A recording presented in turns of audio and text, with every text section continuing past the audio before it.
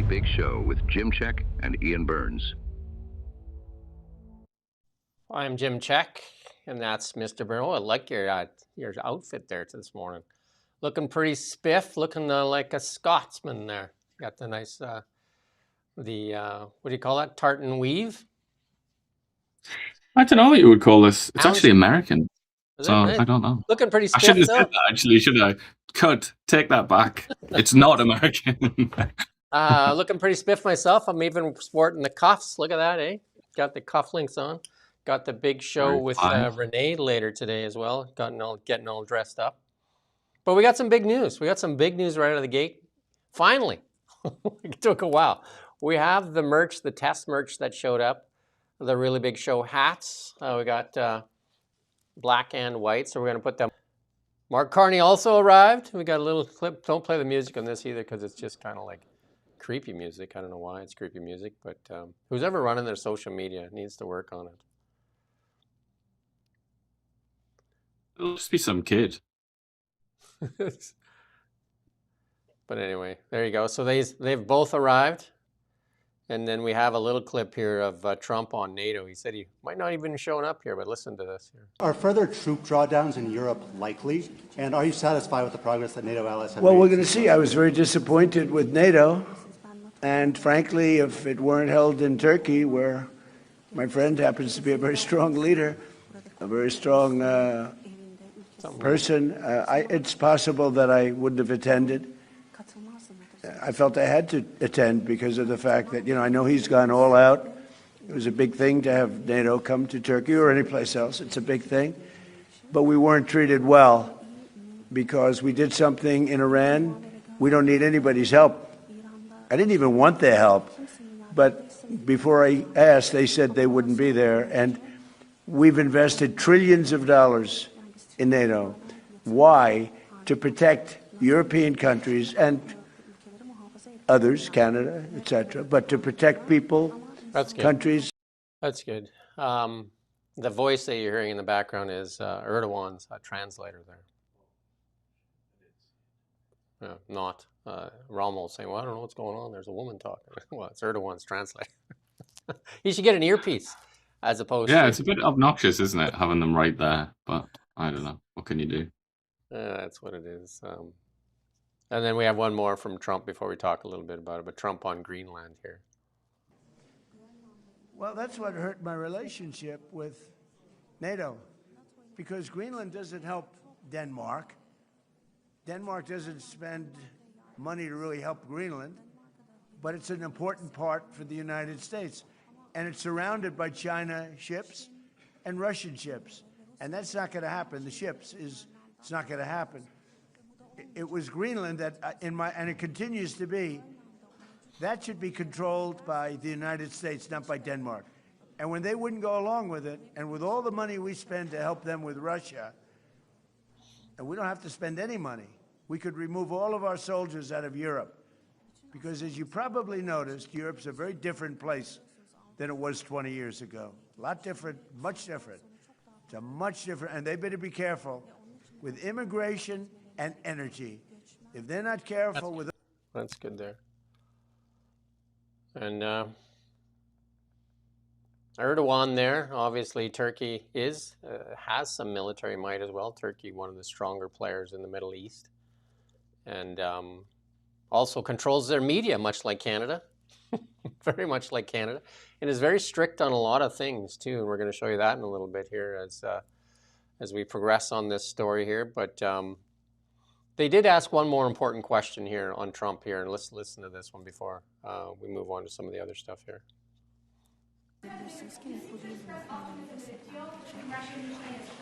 Why do you think that? What conditions have changed? Did Putin seem... About with what? Russia-Ukraine. Did Putin seem open to any concessions that he Never changed. I just don't want him killing people. It doesn't affect the United States. When Biden was here, he gave them hundreds of billions of dollars worth of equipment. Now I sell the equipment for, fair price, the full price. And I sell it not to Ukraine, I sell it to the European Union. They pay us. But with me, it's not anything to do other than I'd like to save lives. You have 25, 35, 30 One time it hit 41,000 a month souls. They're dead. They leave their mother in Ukraine. They leave their mother and father in Russia, Ukraine. They wave goodbye. And a week later, they're dead. It's crazy. And I would like to see. It doesn't affect us. It really, you know, it's far away. It affects Europe much more. We're there to help Europe. But it doesn't affect the United States. We have an ocean in between. I mean, he said it's the same message he's been saying for quite a while, but you just don't hear that message from, you know, the rest of the people in NATO about the, you know, like the young men and women that are off, you know, sent off to die, like literally sent off. And some of the numbers are in the 500,000 to 1 million range for this, 4-year war now.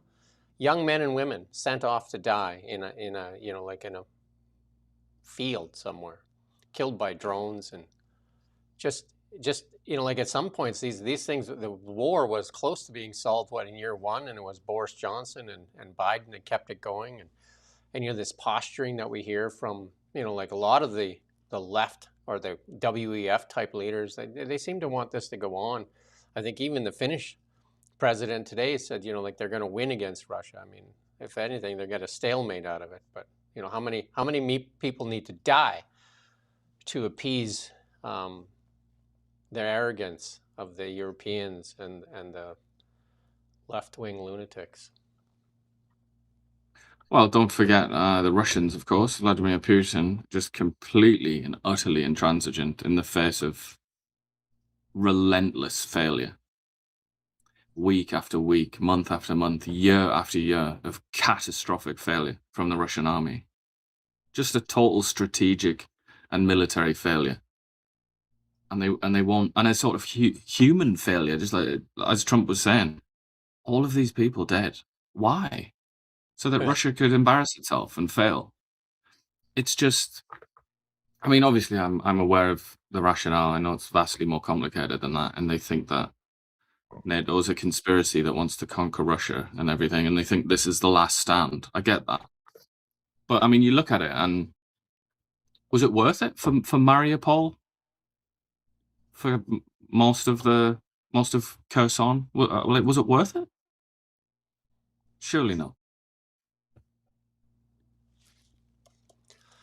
And then one more clip here on sanctions on Turkey there.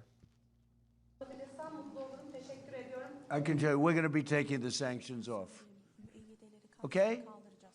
I don't want him to waste his time answering that question, because we're working very closely with Marco Rubio, a very famous man, great Secretary of State, and with Scott Bessent, and with Pete and everybody else. We're going to be taking the sanctions off. It's time to do that. Okay? There you go. Yeah, there's Rubio there, and then that whatever the translator. That again, just buy the earpiece. They're not that expensive. I'm sure Erdogan can get by in English. He must be able to understand, but it's the same. You know, just talk about Putin. It's the same with Putin. He speaks English, or he understands English, but he also gets the translators. It's posturing, right? I mean, it's to let the people that know that you won't speak in their language. It's all just political stuff for the most part. Yeah. But I mean, these sanctions were put on, you know, quite a while ago, over like buying Russian air defense systems and stuff like that. So I'm amazed that they weren't taken off earlier, because Trump and Erdogan do have a relationship, right? Trump's a relationship guy. Like, I mean, if you look at the relationships, he's a relationship guy. And that's why I wonder why Carney keeps trying to make it worse. It doesn't make any sense here in Canada. Also very interesting to note that Donald Trump is sat there taking questions from shouty journalists, impertinent creatures, while he's sat next to basically an autocrat, maybe not 100%, 75% of an autocrat in the form of Erdogan. He's not going to play along with what Erdogan might have wanted, which is no questions. Compare and contrast with Mark Carney when he had the Chinese foreign minister pop by in Ottawa. The Chinese communists don't like questions. They don't like a free media. They're disgusted by it. They hate it. What happened? No questions. Media pushed out. Carney went along with it. Trump, on the other hand, is not willing to play by anybody else's rules. He, in a very strange way, there he is standing up for Western civilization in a way that Mark Carney didn't have the balls to do. Even greater effect when what you're saying there. Trump's doing it in his house. Carney kowtowed in his own house. That's the big difference. Because Carney should be calling the shots in his house, our house, and saying, no, we take questions here. That's the Western way. Did not. He appeased the Chinese government. Mm-hmm. Trump, on the other hand, I mean, there was that when they were in the Middle East as well. And Caitlin Collins was blocked from getting in there. I think it was with the Qataris or whatever. And they tried to block Caitlin Collins from going into the room. And Caroline Leavitt said, they all go in. Yeah. You don't block Caitlin Collins, no matter if you like her or don't like her. That's the way it works. They stand up for free media. He's surprising sometimes. And if people were willing to disinfect their minds and look at Trump and what he represents and what he does with with clear eyes. I know it's very hard for a lot of people. But if you do that, he sometimes can surprise you. Like that thing that he was saying about Russia and Ukraine. To me, at least, that is the central issue, is people being massacred for basically no reason. And that doesn't matter if they were born in Russia or Ukraine. It's a horrible human tragedy. It's a disgusting war. And he highlights that all the time. The blood and guts and the misery and the bereaved parents and the bereaved children and all the rest of it. Like the sort of catastrophic human consequences of this war.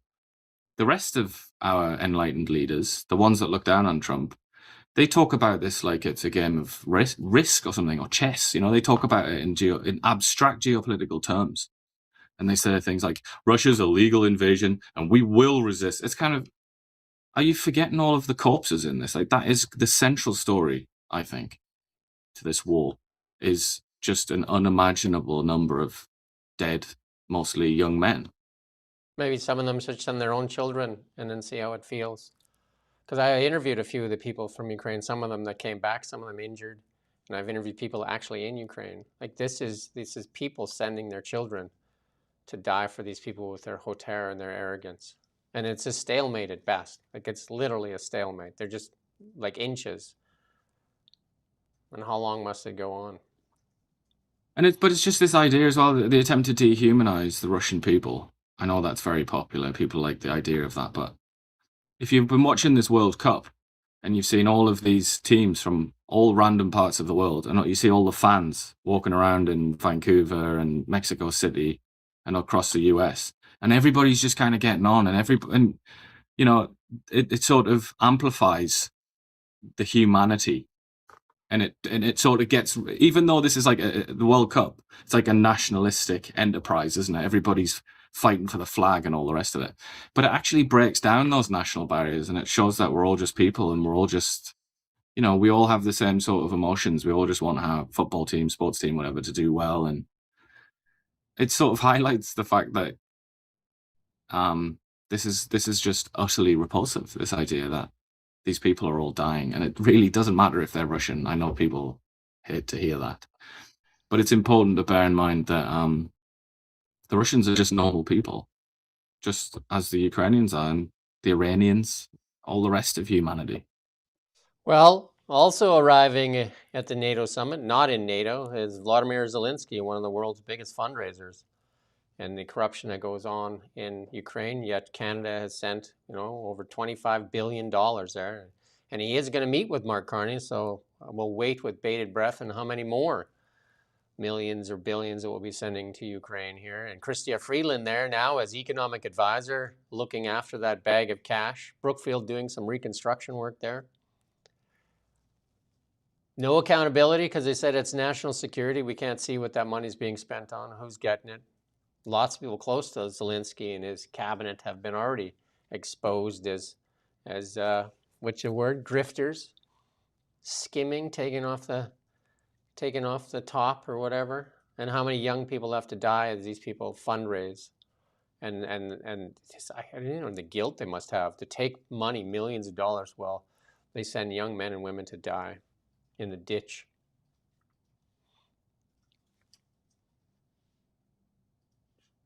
NATO allies unveiled a $12 billion in key defense industry deals to buy next-generation drones, surveillance, and military aircraft. There's going to be America wins in this for sure. I mean, they're some of the largest military manufacturers. I mean, France does some stuff. I mean, everybody does a little bit of stuff, but America is the biggest military. I mean, that's what Trump said right at the beginning.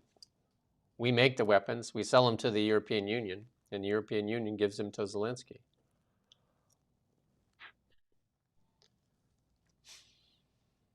And there's a picture. And here's Mark Carney again announcing a new a free trade agreement.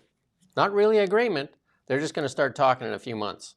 That's what we have, is a bunch of announcements for announcements. It's like announcing a meeting for a meeting.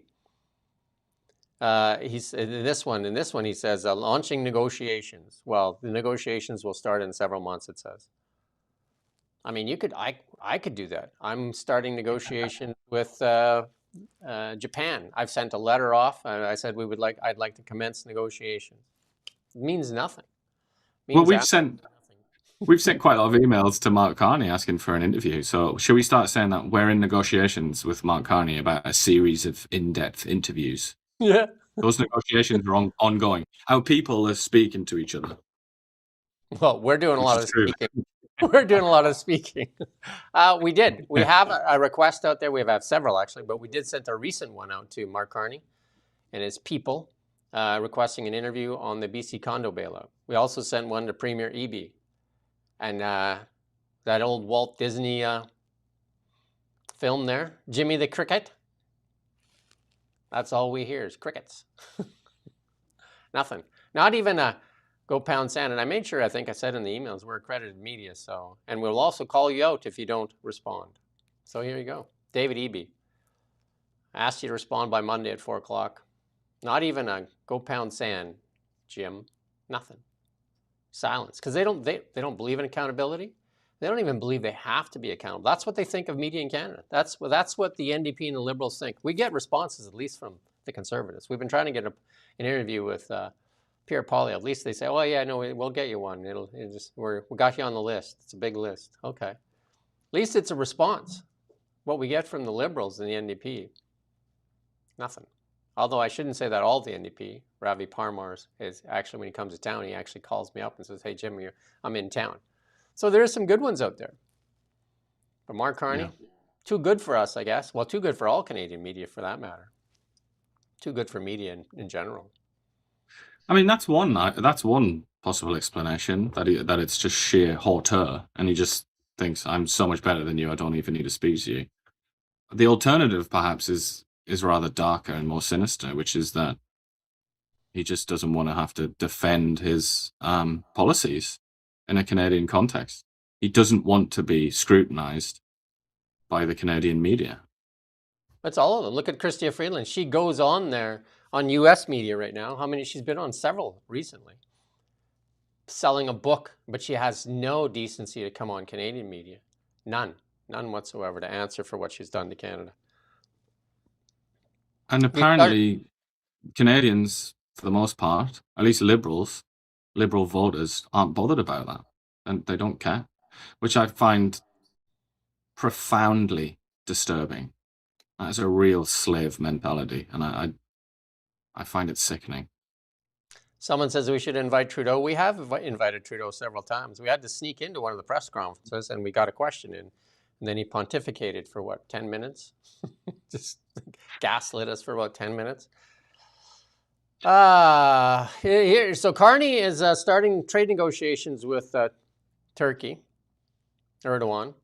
But here, and this is where makes no sense at all, that the Liberals have such high moral values, right? But here, a ship carrying thousands of passengers on an LGBT-themed cruise has been denied entry in Turkey because it doesn't align with the structure of our society and our moral values. Turkish officials said the vessel's presence would create a direct discomfort in various segments of our society, adding that it is absolutely out of the question for such people to come to Turkey.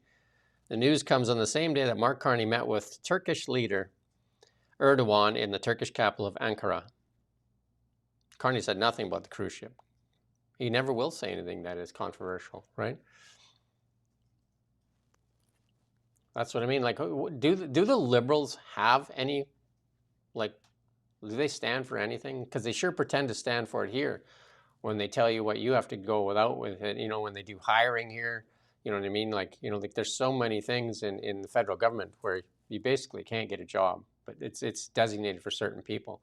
But here it is on the world stage, and and the same thing for slavery and all that kind of stuff, right? Just the hauteur is only reserved for you, the Canadian, that must make continued sacrifices.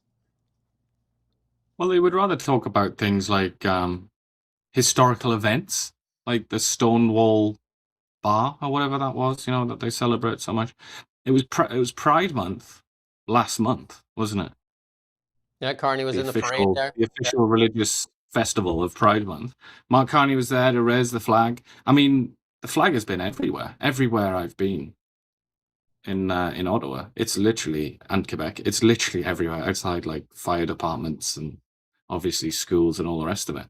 It's a fundamental part of the sort of the moral or the ideology of the establishment, of the rulers of this country. But apparently they don't care enough about it to say something when this kind of thing happens. Far worse than basically anything that ever happened in the entire history of the Western world, vis-a-vis persecution of gay people, or the oppression of gay people, or exclusion of gay people, whatever you want to say. Worse than anything that's ever happened in the entire history of the Western world. I would say that it's possible to argue that. And it's happening right now. It's happened in a country that the Prime Minister happens to be in now, today, and would have occurred with the knowledge of, and with permission granted by the quasi-autocrat of that country, Mr. Erdogan, who Mark Carney now happily shakes hands with, doesn't mention this happening. I mean, as you said, do they actually believe in anything? I mean, I think we've pretty much concluded that they don't. They believe in their own right to rule, however that's to be obtained. And if that means talking about the pride flag and LGBT people or whatever in Canada to win votes from gullible Canadians, so be it. We will take those votes from gullible Canadians. But if it's going to concern the likes of Turkey, an extremely important country in the world, just because of its geography, but also its military, everything about it, very, very important country, then, time to be quiet, time to shut up. Watch Mark Carney around Trump, and then watch Mark Carney when Trump isn't there. Two different people. And you have to ask yourself this question, and it's been puzzling me for a while. Who is Mark Carney? I don't think he's a liberal, and I don't think he's a conservative. I mean, I don't think he's in the middle. I think he's Mark Carney, and I think he works for Mark Carney. And I think, if anything, it's about Mark Carney and globalism and the WEF and all that stuff. Like, that's who he answers to. Because listen to his speeches. Like, who is he talking to? And look at the actions that he's doing. Like, right, we're going to show you in a little bit here too, the Canadian dollar. Like, it seems like Canada is actually being led down the path of a devalued Canada, so it can go on sale, so somebody can come in and buy it a lot cheaper. Like, if you were actually listening to the people and cared about the people, the actions would be completely different.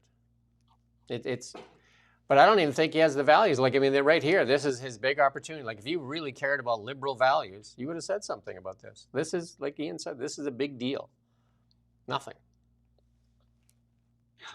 Well, it shouldn't be a surprise to anyone. I must say, it doesn't surprise me, because I know something about Turkey. I know something about Islam. I know a little bit about particularly sort of conservative Islam. This shouldn't really surprise anybody. It's the reason it's a particularly big deal, I would say, is because Mark Carney is there, kissing the glutes of the man who's overseeing this decision. Ultimately, the buck stops with him. And Mark Carney is also the man who's like the self-appointed defender of gay culture, or whatever you want to say, gay people, gay community. I mean, it's stupid to say that it's one community, but whatever. He's a self-appointed leader of that group and that sort of social movement, whatever you want to say. And his party that he leads claims that as theirs. That's their thing. The Liberals will proudly say, the LGBT stuff, that's ours. That's our turf. We own that turf. And they'll take every opportunity that they see to stand up and talk about how they defend LGBT people and whatnot. except when it might matter, like now, might actually be of consequence. It might actually be more than words. It might be more than a flag. And they do nothing. They do nothing at all. And possibly the most sickening aspect of this is that this will happen. They won't say anything. And then next week or something, might even be in a couple of days, they'll stand up and they'll say, the Liberal Party has always defended the LGBT community. You know, it's water off a duck's back. They don't care. They're contradicted again and again and again by just events, and they don't care. They just keep saying. And then you'll probably find yourself having a conversation, as I have so many times, with a Liberal voter or even a Liberal activist, and they'll say something like, yeah, well, you know, got to defend the LGBT community, so I'm going to vote Liberal. You know, congratulations. I don't know what to say to you. You're almost too stupid to be allowed to vote. I'm sorry to deliver some hauteur, but no, I'm not going to take your vote away or advocate for that. You're too stupid to engage in a political discussion. I'm sorry. Conversation over. Kuzma. We're going to get to some meat and potatoes here. Kuzma, really what our headline's all about. Kuzma. And this is here now, another Republican here, Claudia Tenney here. Canadian province continue to block American wineries, breweries, and distilleries from its market while expecting full access. So they're gonna probably do an investigation, and you might get some retaliation. So again, instead of just all this hauteur and this Wab Canoe with his liquor and Doug Ford and all that, you're hurting Canadians. You're literally hurting Canadians that have like little to no effect on the outcome, but they feel all the repercussions. Your hauteur, your like Wab Canoe is like, I don't know what kind of politician Wab Canoe is. I guess it appeals to some people, but obviously, his Doug Ford, and he's like Doug Ford exponential in the hauteur and the social media influence, like AOC kind of thing. But it hurts the average person that has little to no power other than their vote, which has been taken away by Mark Carney and the Liberals as well, to make change, right? They just have to suck it up, right? Like all these things that are being done, and the government refuses to be held accountable. They won't do media interviews. Do you know what I mean? They rarely do with the government-funded media. David Eby, you count yourself in there. You won't even respond to an email. David Eby doesn't deserve to be an elected official if he does not respond to the media. He does not deserve. Because part of that is to be servant, and the media's job is to ask questions. And you don't want to be asked questions, then you shouldn't be in that job. And the NDP should be embarrassed for it. They should be absolutely embarrassed that they are the threat to democracy. Even though they stand at the podium and call Trump the threat to democracy, Trump demonstrates over and over and over that he has more respect for the press than the Liberals and the NDP 100x. And that's been demonstrated over and over and over again. And watch the actions, not the stuff that comes out of their mouth. This is quite concerning, though, I would say. This and maybe we'll talk about the surplus, the trade surplus that was announced. Like the highest trade surplus between Canada and the US for 4 years or something like that, in Canada's favor.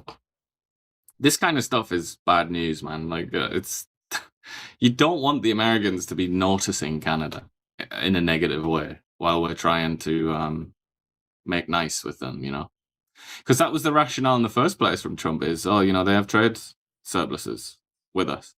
So now that's kind of being boosted. And at the same time, we have these booze bans, which just from the American perspective seems gratuitous and vicious, even though from the Canadian perspective, it's just kind of a feeble attempt at revenge for various comments and actions taken by Mr. Trump.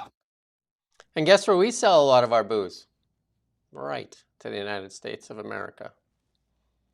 We want it one way. That's the problem. The liberal arrogance. We want the ability to do it, but we want to give them the ability. You know what I mean? It's just ridiculous.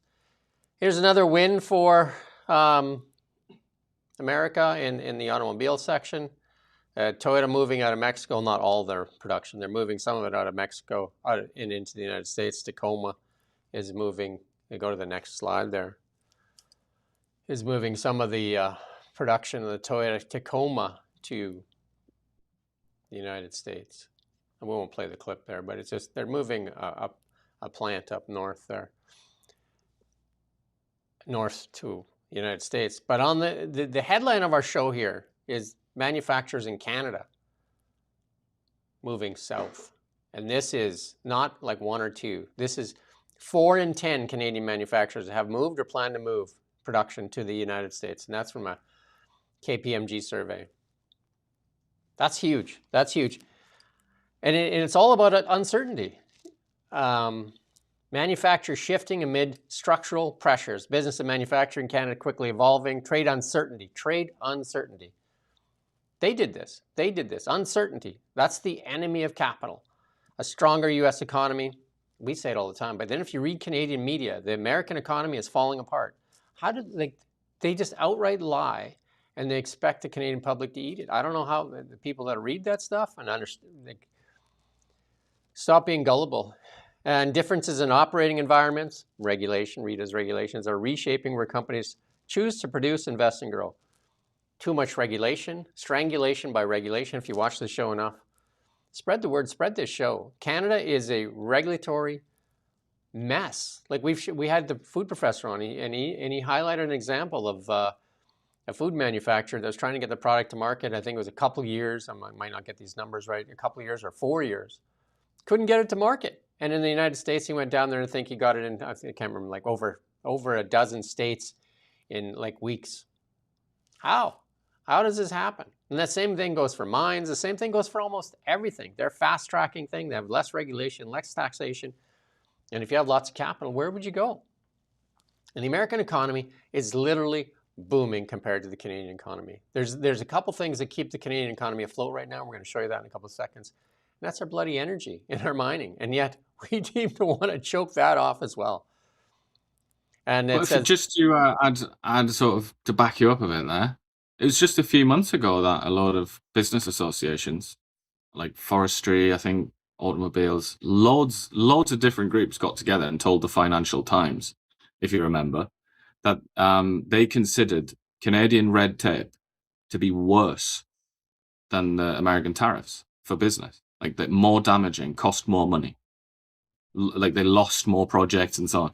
I mean, how much louder do you want them to be? How much clearer do you want them to be? Like that is a real catastrophe, and it's entirely self-inflicted. And the Liberal solution to that? More regulations and more power to certain individuals. Bill C-5 is an example of that they've done nothing with anyway. More power to certain individuals. Yeah, I got distracted by that comment there about Iain and GQ magazine. I agree. But the manufacturing in Canada, like it's absolutely crazy. And then what's going on in the United States right now is AI, data infrastructure. And, you know, we have our politicians like Evan Solomon standing up at the podium. Canada leads in AI.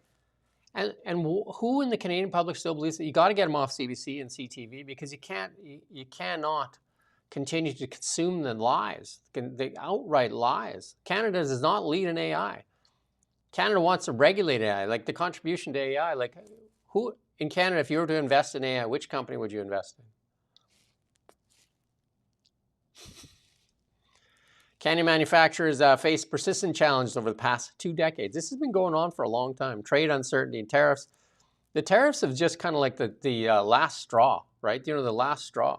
And then you're saying like, again, Melanie, I know that your people listen. Just get this to Melanie. Manufacturers come to Canada so they can sell products into the United States. If you make it hard for them to sell into the United States, why would they stay here? They stay here for the cheap labor. But if it's just going to be too hard and too expensive and you can't access it, and you have like Melanie Jolie standing at the podium all the time talking about, we have their back. Good one. How long has she been saying the same nonsense and destroying the auto sector with this Chinese thing? I mean, it's pretty obvious. Like it's absolutely obvious what's going on. If you make, for the manufacturers, less than $300 million a year, 34% have moved or are planning to move some or all their production to the United States. 20% have already done it. If you make over 300 million, 49% have moved or are planning to move some or all their production. This is a damning report. You can go read the report, KPMG. Nearly 6 in 10 manufacturers have delayed, reduced, or canceled capital investments. That's the key one.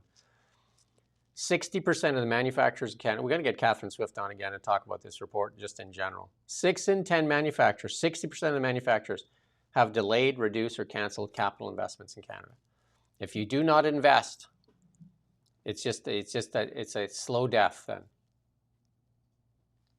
So if you're in the manufacturing industry in Canada and you're still voting Liberal, you got to give your head a shake. Like what is going on? Like this is self-inflicted damage. It's the regulations. It's like a toxic relationship that they can't get out of. They keep being told that they're going to be protected. They're going to be defended. You know, we'll be there for you. They keep giving them handouts to keep them just about alive. But the more important sort of systemic issue remains. And this isn't just related to Trump and tariffs. This is like, we can pull the chart up. 2015, there's a divergence with the United States and Canada. Since 2015, Trump wasn't there in 2015, was he? Last time I looked, he wasn't there. His shadow was looming. His shadow, yeah, that's right. And the public now getting uneasy over the economy. We showed you that yesterday too. About a fifth of the business anticipate continued slowdown over the next 12 months. Bank of Canada said. And this is, analysts wrote this, business sentiment has deteriorated. Really?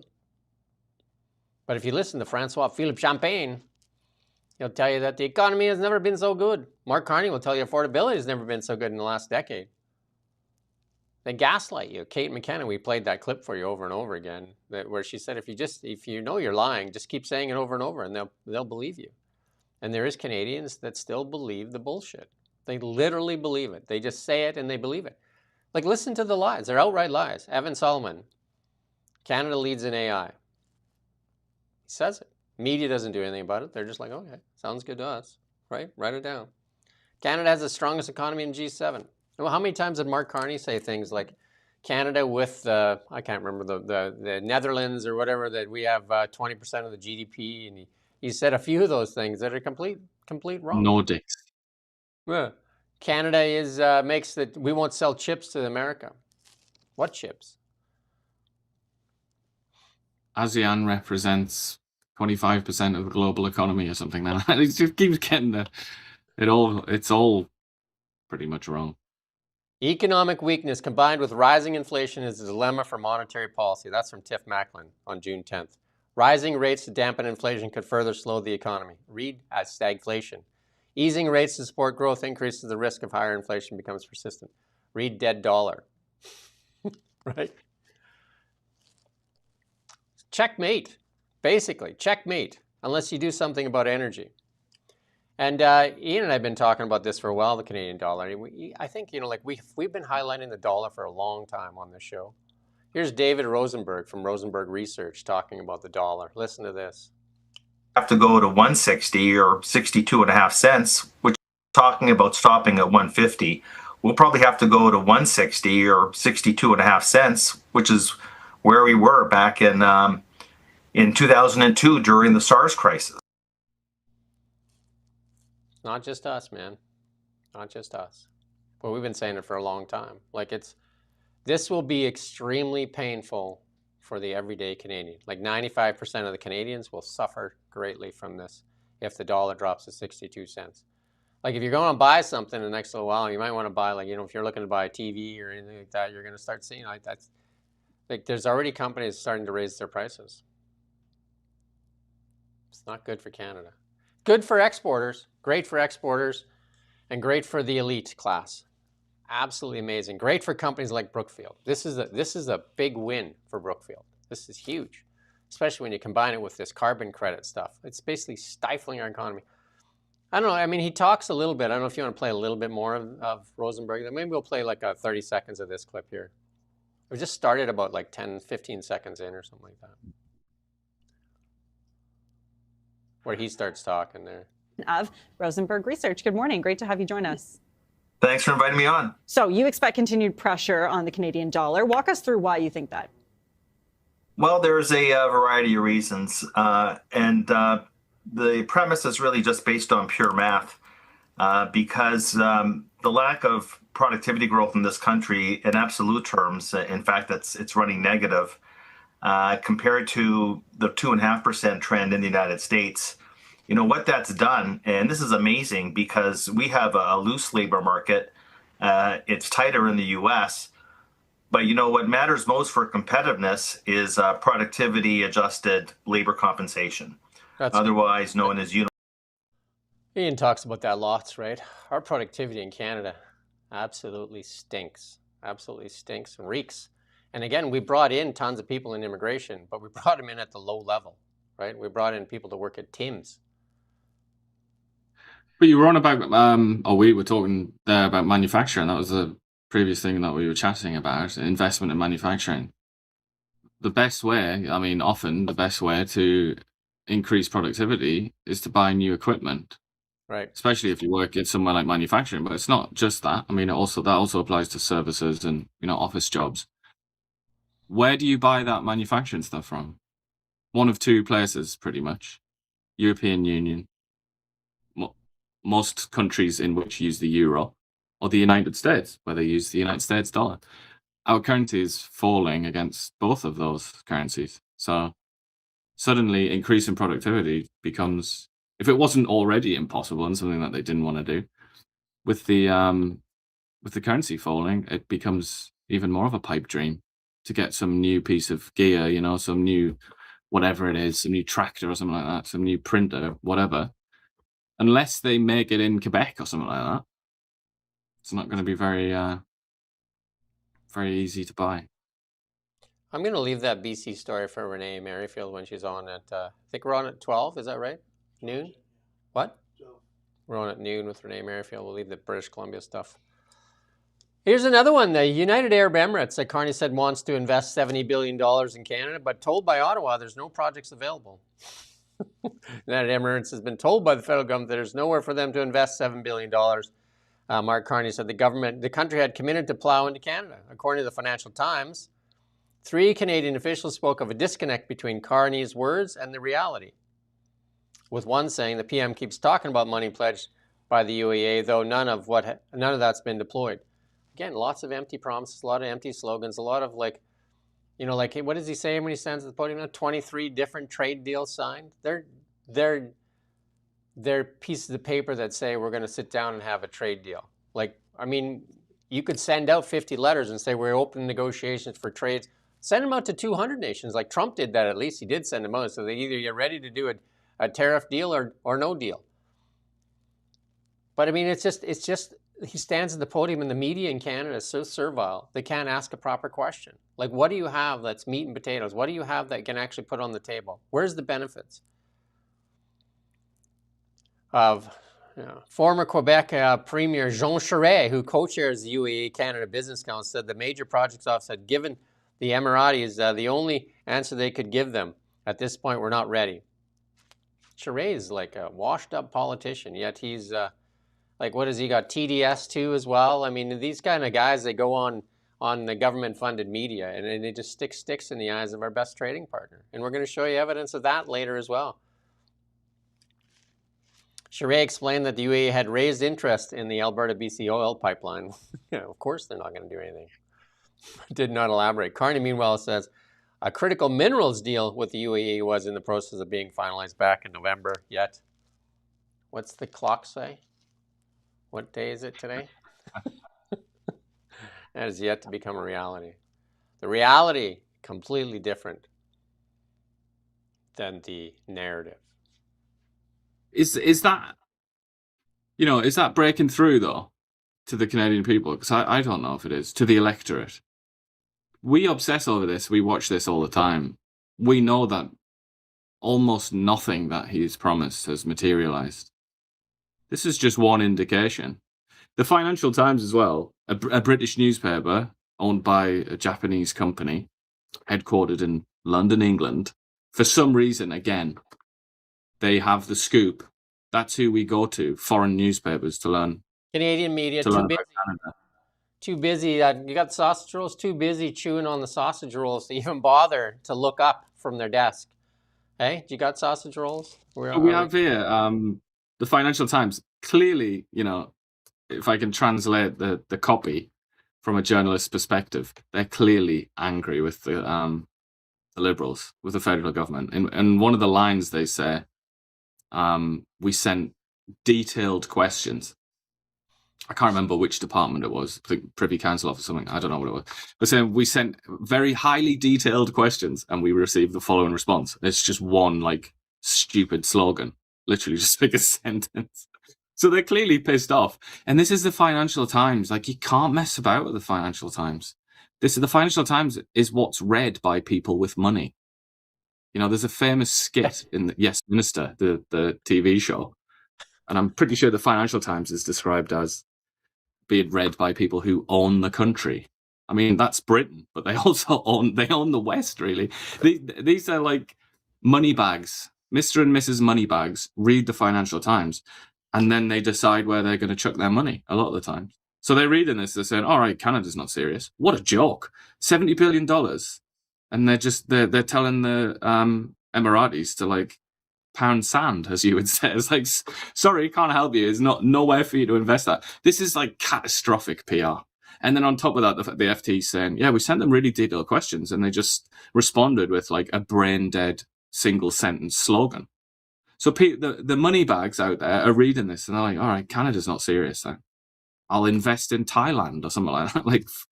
I'll invest in Turkey, maybe. Turkey. I started laughing there because I was just thinking, the Financial Times, it's a little bigger than us, right? They're a tad bigger than us, been around a bit longer. They got a response at least, but their response was basically boilerplate, which is almost as bad as no response. We don't get nothing. We don't even get an acknowledgement. We don't even get a receipt that's sent to us that says the 20-something-year-old read your email and decided that you don't matter. And then that would be nice. I would love that. I'd love a bit of honesty. And then the other one, they sent it. They're like, oh no, the Financial Times. What do we do with this? Send them Build Canada Strong. But I mean, if they are watching this, and if your assumption is correct that some of their little urchins are watching this to give it back, to translate it back to the big boys in Ottawa, if you're watching this, totally remove politics, parties, all the rest of it. Just as a Canadian citizen who loves Canada, wants Canada to be rich and prosperous, don't do this. I'm looking at you. Don't do that. Don't send a stupid response like that to the Financial Times. It's more than a newspaper. It's like telling international capital to piss off. Is that a good idea? Don't be stupid, please, because it affects all of us. It affects my life. It affects the lives of my children. Stop being stupid with this country. And tell you what, if you do an interview with us, we'll send you a hat if you like bribery and stuff like that. Yeah, they can declare that and it'll be fine. It'll be under the threshold. This is another one that is makes no common sense. If you just had a couple of IQ points above 50, you would probably say the Chinese thing is a bad idea.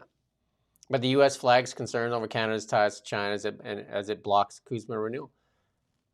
The auto sector is this is crazy. Even the Europeans are suffering, the Japanese are suffering, and Canada's oh, we're going to let them in. And Melanie Jolie's trying to get manufacturing plants here in Canada. It's they don't even know.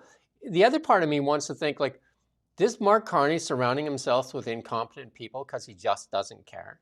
Because he just doesn't really care what happens to Canada and the Liberal Party. It's completely disconnected. Because if you look at the incompetence of Melanie Jolie, anybody that cared about Canada would have let her go a long time ago.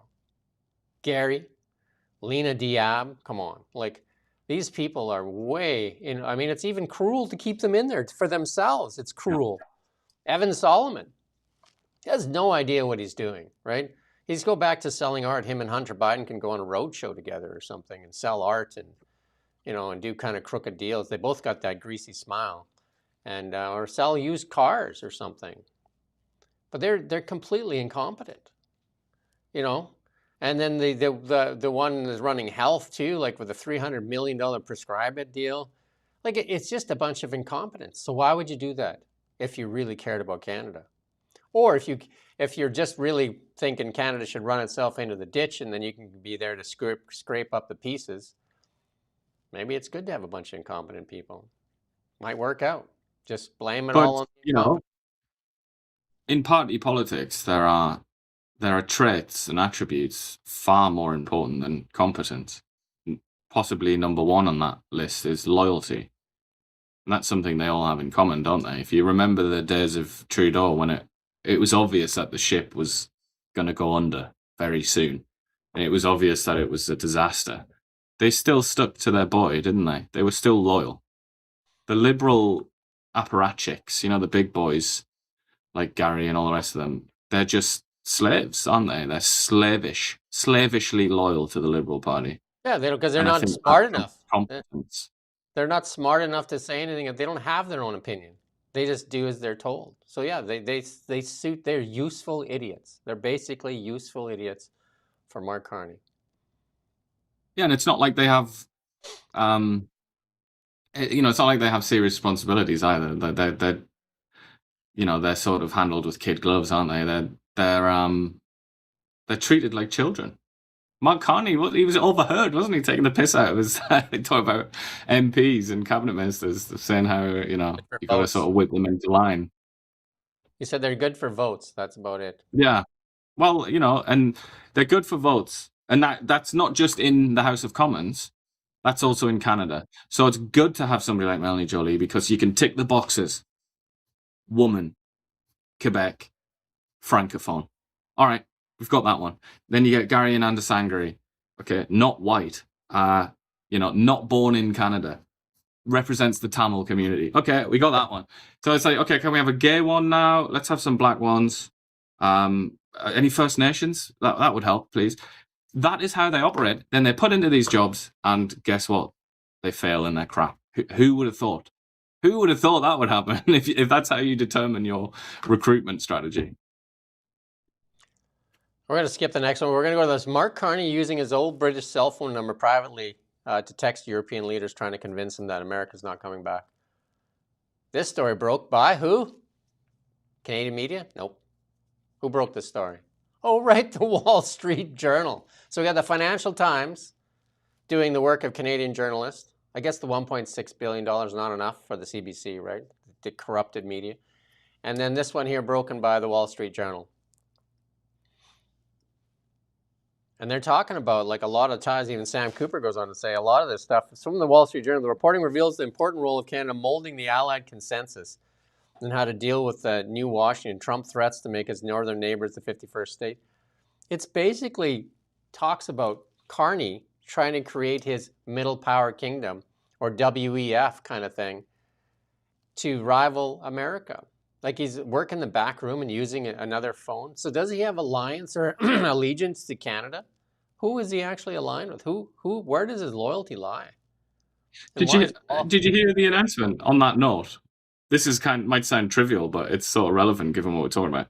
Did you hear the announcement for TKMS, ThyssenKrupp, that he was going to buy those subs?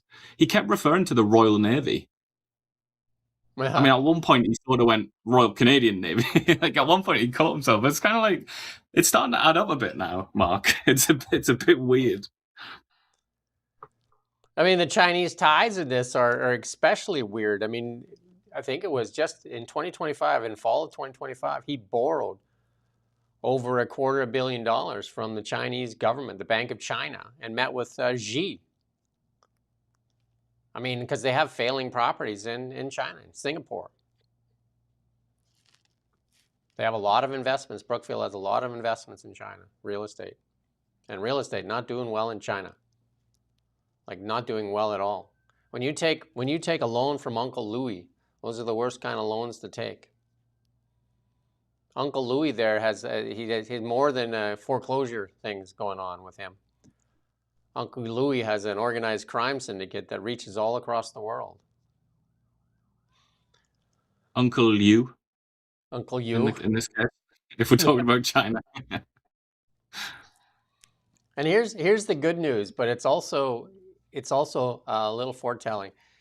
Canada's trade surplus with the United States grows to a 4-year high. Thanks to, go to the next slide. Thanks to what? Guess what? Why has it gone up? Oh, right, oil and gas, right? Oil and gas and minerals and all that stuff. And more U.S. Trade news. Stats Canada revealed this morning that Canada's merchandise trade surplus to the United States expanded to 4-year high because of oil and gas prices and mineral prices. Gold at all-time highs. Oil, I mean, that's going to come off now. Oil has come back quite a bit. Oil is getting close to where before the pre-war numbers. Like, it's coming back. Now there's talk. There's a lot of talk right now. Listen for it. There's a lot of talk right now on like Chinese Bloomberg and that in the world. Like, I watched the other side of the world Bloomberg reports about an oil surplus, like a glut about to hit the market. A glut about to hit the markets.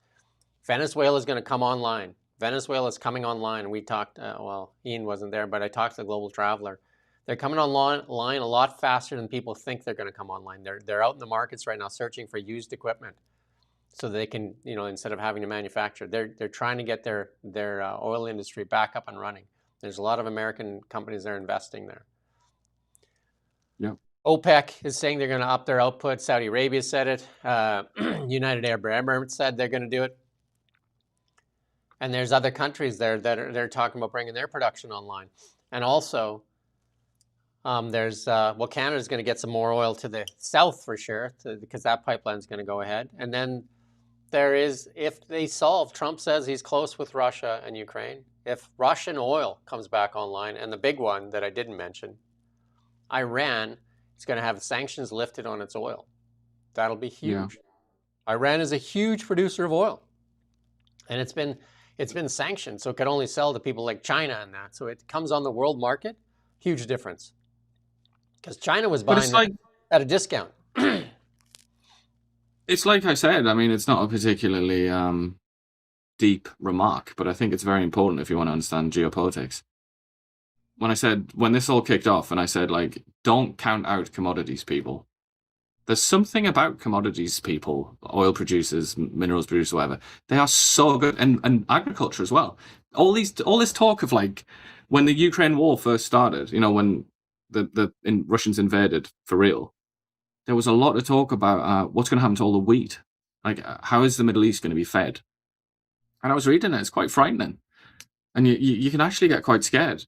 But there's something about commodities people. They just talk about competence. They are so competent. They're so good at this. So you can be staring down the barrel of, like, the worst energy crisis ever. Commodities people, like, don't count them out. They find a way. And talk about Saudi Arabia. I think I read somewhere that, like, they're getting about 90% of their pre-war output out there. They're doing it through the Red Sea, which was supposed to be. We were looking at that. I was like, oh, when that was first reported, it was like, this is a little bit of a consolation for Saudi Arabia. Commodities people, they figured it out somehow, and it's getting out there. And then the Chinese, well, it's not just the people, is it? It's the system. The system just finds a way to work, doesn't it? But the Chinese, they've obviously used massive amounts of reserves, but I think they're getting off oil quicker than they intended. This has been seen as an opportunity for them to acquire more independence, which is what it's all about with China. It's got nothing to do with the environment, or it's got nothing to do with fossil fuels being inefficient or anything like that. They don't want the Malacca Strait of Hormuz, the Taiwan Strait, anything like that. They don't want any of those bottlenecks to be closed to them and for China to be unable to fuel itself. So they want to electrify everything. And they're doing it maybe faster than anticipated. So demand out of China's gone down. So yeah, I mean, commodity surprise. Don't count them out. And meanwhile, in Canada, I'll show you in a couple of seconds, Canada hand-wringing on its energy. Like, again, if you were the CEO of this company, Canada, if you put that back up, if you're the CEO of this company, the opportunity, and we talked about this when that crisis started, like, here's the opportunity. They're knocking on the door, literally knocking on the door. We had Heather Eckner-Perot on saying, like, it's Canada's responsibility to supply energy. and we just hand wring and postulate, and then we put carbon taxes on top to make it like, it's almost like, oh yes, we can do that. But you got to do this, this, this, and this. Well, those things are impossible. Yeah, it doesn't matter. You just got to do it. Just like, and here's this Canada's trade balance, right? Look at this. You know, they talk about all these deals, we're diversifying our trade. There's the harsh reality. It's all about the United States. We are lucky to be next door to geographically next door to the world's largest economy. Again, take your head out of your, wherever you got it stuffed if you're a non-believer yet. We live next door geographically to the world's largest economy, the world's biggest consumer, like the most important consumer. Everybody wants to come to Canada to manufacture, if they do want to come. It's so that they can sell to the United States. They're not here to sell to Canada. I mean, they do sell to Canada, but that's not their primary reason for coming here. Get your head out of there, wherever it is. Because Canada's population and, you know, the market is, the population's not too dissimilar in size from the Tokyo metropolitan area. That is to say, a city. So, you know, Canada's population is not going to compete with the United States, is it? So Canada as a market is not good enough. Yeah, it is a way in. And the more honest or candid people out there, like the Japanese, in that amazing interview with, I think it was CTV, where he just came out and said, yeah, because we want access to America, obviously. Otherwise, we're not going to bother. It's like, the information is there for those who are curious enough to seek it out. But I'd also say, just on this trade surplus thing with the US, you know, this is what I was talking about when I was on about when we talk about the alcohol. It's like, do you really want the Americans? I know the Americans have a lot that they think about. Canada's not really on that list usually. But do you want to antagonize the Americans to the extent that they're putting bills in Congress and stuff targeting Canada over something as stupid as boycotting Jack Daniels and other assorted crap alcohol? Is it worth it? Because this is where we get our money. Like this is how we operate as a country. This is why we're here having a conversation on the internet. And I've got clothes on, and I had food earlier. It's like, let's chill out a bit. We really, really rely on these Americans buying our stuff. Let's not antagonize them. Let's not give them a reason to want to, I don't know, maybe boycott our stuff, because that would really suck. Think of this, though, too. The longer we act like spoiled brats, and Venezuela brings their oil online and says, and then the Americans say, well, we got enough right now. We don't need you. We'll take yours in 15 years when you trade out your government, or 10 years or whatever. Just like, you can sit on that right now. You can stew on it, because we're going to take it right now from Venezuela, from Iran, and from other countries, while you sit there and act like a spoiled brat. You can sit there and isolate yourselves. Because that's what we're doing, because we can't seem to get it to a coastline. I mean, that's been proven by ourselves. Again, I'll use that old analogy of the Starbucks one. All of a sudden, we hired a guy to run Starbucks. The CEO is Mark Carney, and he says, "Well, I don't sell coffee. I sell. We're going to sell. We're going to sell whatever soy patties. That's what we sell now." And then somebody says, "Oh no, you got to sell coffee." So, well, if you want to buy coffee, you got to put it in a certain cup, and then you got to you got to pay me extra to have it, and then maybe you got to bring in your own cup. You know what I mean? They make it just almost impossible. Here's Danielle Smith and Dougie, now all of a sudden best friends. Doug threw Danielle Smith under the bus enough times, but all of a sudden Dougie there is proposing a pipeline to Sarnia, Ontario from Hardisty, Alberta. Let's listen in on this. But I have also said many times that Alberta's aim is to double our oil production in the next 10 to 15 years and to diversify our export markets. And that means not only reaching global customers, but ensuring Canadians can benefit from our resources here at home. All Canadians deserve a stable, secure, and reliable energy supply. Alberta is ready to provide that stability and be the heart of a more energy sovereign and economically resilient Canada. And that vision is already taking shape as we work to make up for a lost decade of anti-energy policies from the previous federal administration in Ottawa. After signing an agreement last year to work together with Alberta and Saskatchewan to build new pipelines through an economic corridor from Alberta to Ontario, the government of Ontario is here today to unveil a potential route for a new 3,300-kilometre oil pipeline from Hardisty, Alberta to Sarnia, Ontario. Known as the Northern Shield Energy Corridor, this project would pave the way for Alberta's barrier-free access to domestic refineries and markets in eastern Canada. A new east-west pipeline would move an additional 500,000 barrels of Alberta oil per day, with the potential for a future expansion of up to 800,000 barrels per day. Energy security is essential for all countries, as we all know, and this new corridor will include the concept of a strategic petroleum reserve, or SPR, that will store vital Alberta oil reserves in the Sarnia refinery area to ensure key refined products like diesel, jet fuel, and gasoline are uninterrupted. There is also an opportunity to eventually use this corridor to reach the Atlantic Ocean, which would allow Alberta to provide reliable energy to our nation's European allies. This project will make Canada stronger. By connecting Alberta's energy with Canadian refineries and European markets, we can create jobs, grow our economy, and make the most out of the world-class resources that we've been blessed with. Now that a potential route has been identified, the Government of Ontario is commencing work to estimate costs and examine commercial models and related development opportunities for the energy corridor. This pipeline is another signal to investors. That's good.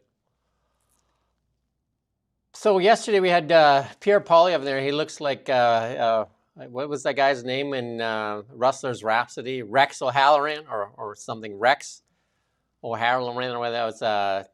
Tom Berenger that played there. Rex O'Halloran, the fancy gunslinger. Oh, this guy here looks like off of Smoking the Bandit, the sheriff, Buford T. Justice. He could play in that movie for sure with Smoking the Bandit. He always looks kind of awkward when he stands there. It was very awkward when he took his belt off as well. And he was sort of stood there with his belt like hanging unbuckled. It's His like, belly. come on, Dougie, I don't need to see that. Probably had 6 guys cinching it up when he was like a horse. When you gotta knee the horse in the side there when you're trying to saddle up. I used to have a pony, and if you didn't knee him in the side there, he puffed up, and then when you went for a ride, you ended up on the bottom of the horse as the saddle. Talk about awkward. Sorry, I watched this press conference, and I advise other people to as well because it's quite funny. But another awkward thing is Danielle Smith forgot the name of the project, which is written right there. Yeah, she's Northern like, Shield. She was like, "What is it again?" And like Dougie was like, "Northern Shield." Let's play that. Let's play this next clip here, and then we'll talk a little bit about it here. Who are you planning, and this is probably for Premier Ford when he gets his breath back. Yeah. Who are you planning is going to pay for this multi-billion-dollar project? Are you thinking private? Are you thinking public? Do you have any companies in mind? Well, we'll look at both. That's why we're doing the feasibility study. We'll reach out to private sector, but we won't hesitate to do what the government of Canada and Alberta's doing. So let's take a look at all options, and once we have an answer and we'll have this done by the end of the year, then we'll be able to give you a straighter answer. So you're open, sorry, Premier? Premier Smith, sorry. I'll just say the thing to remember about pipelines is they're an excellent investment. That's why we have underwritten pipeline purchases and an equity stake for First Nations, because they are revenue generating projects. And so ultimately who pays for them is the people who use them, the shippers. They pay through tolls. And we've already seen that with the Trans Mountain Pipeline. Yeah, the federal government did front the money, but they're now earning $1.2 billion per year to pay it back. And that's why it's a bit of a different type of infrastructure question than whether you're building public infrastructure, because it is a revenue generating business. And so I'm looking forward. I always hope that we can have private partners come forward on this, because that also allows us to have the market discipline. But I'm grateful that Premier Ford is willing to look at all the options. I just want to clarify, and then I do have a follow-up. Just clarify, you're open to it being paid for by taxpayer dollars? Well, we're going to do that feasibility study, and then we'll be able to go from there. But I think it's a great investment, no matter if it's the government that will get a good ROI over a certain period of time. I always prefer looking at the private sector investing. That's good enough. And that's good enough. I just want to point out, these studies have been done on this pipeline a long time ago. I mean, it takes you could use ChatGPT to do it in 15 minutes. Come on, Doug.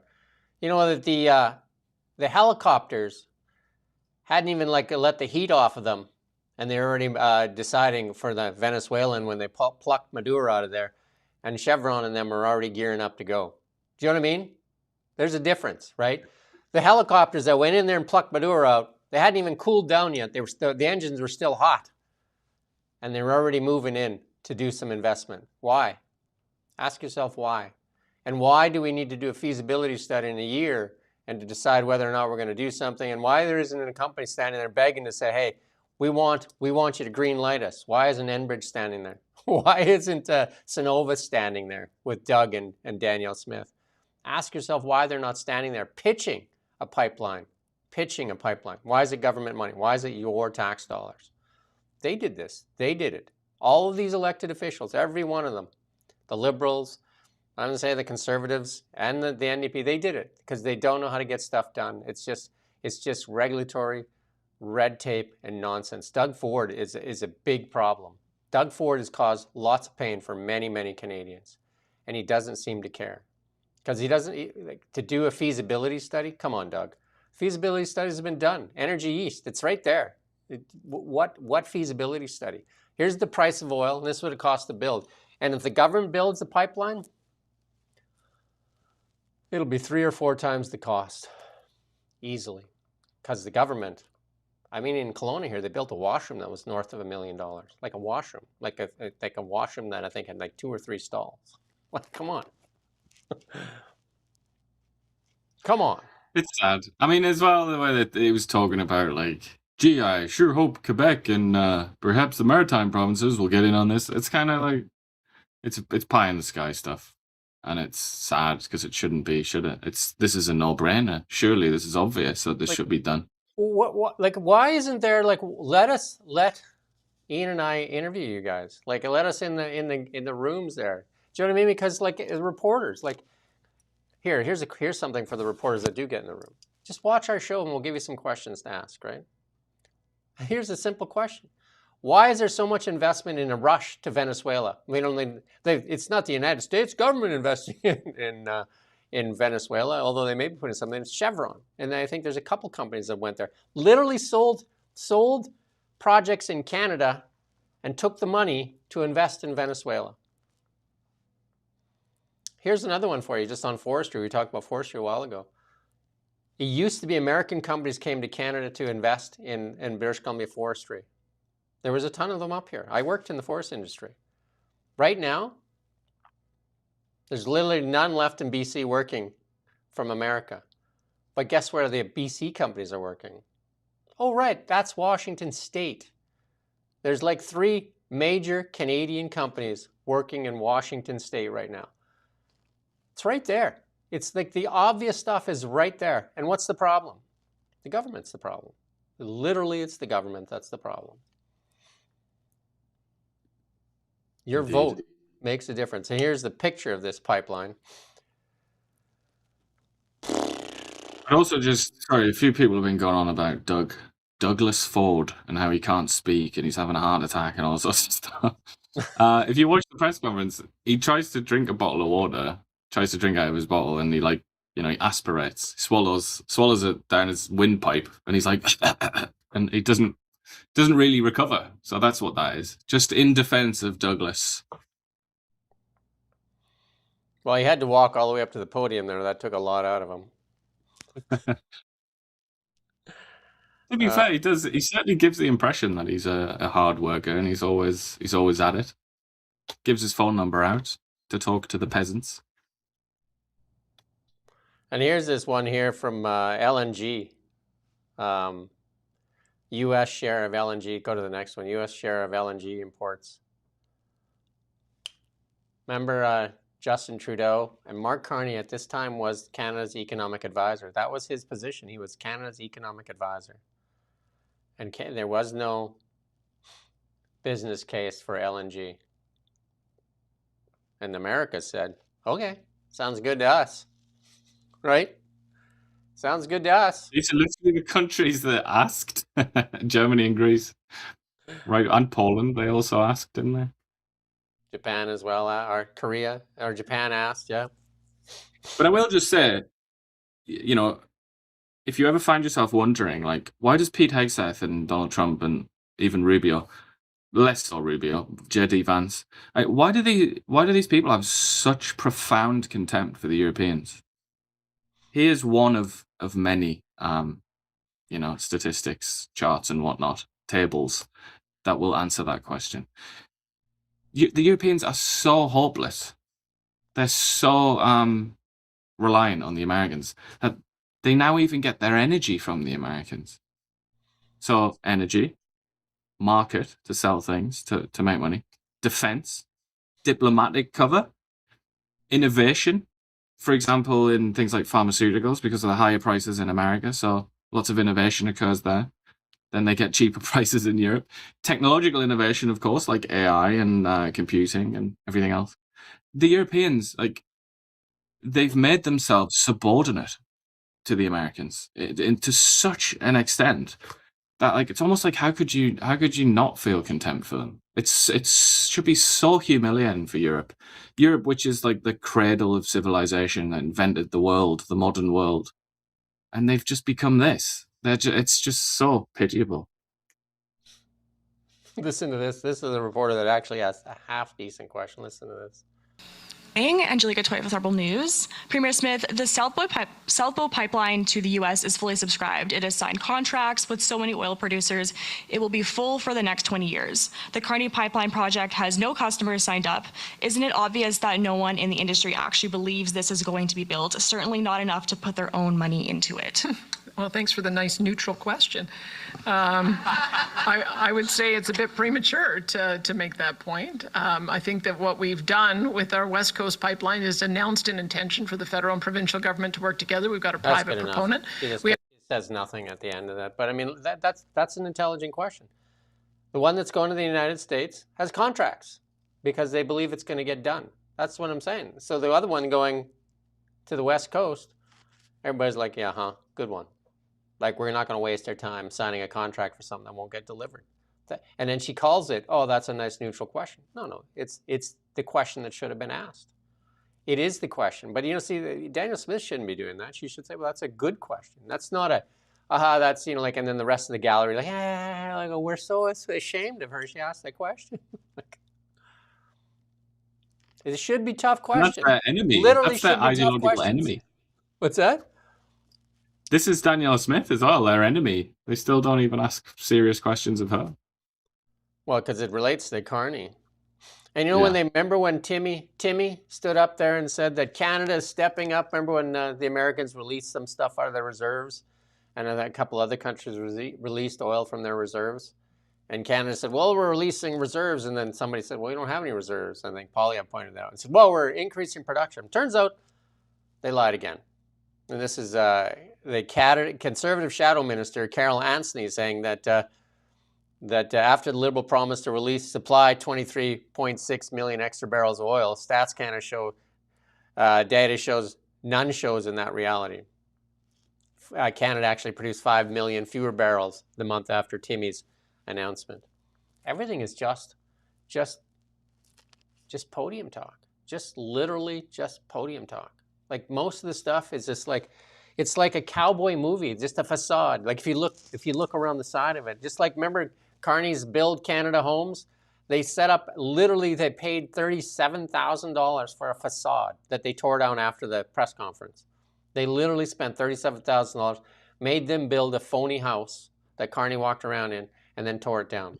Everything is just, you look around the edge and you can see it's just paper thin. It's just smoke and mirrors. Literally a facade.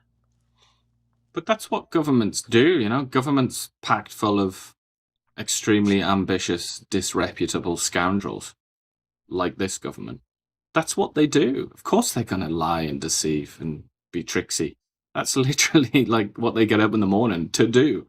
That's their whole life. Well, there was a time when the media would hold them to account, right? Well, exactly. That's what I was going to say. The people...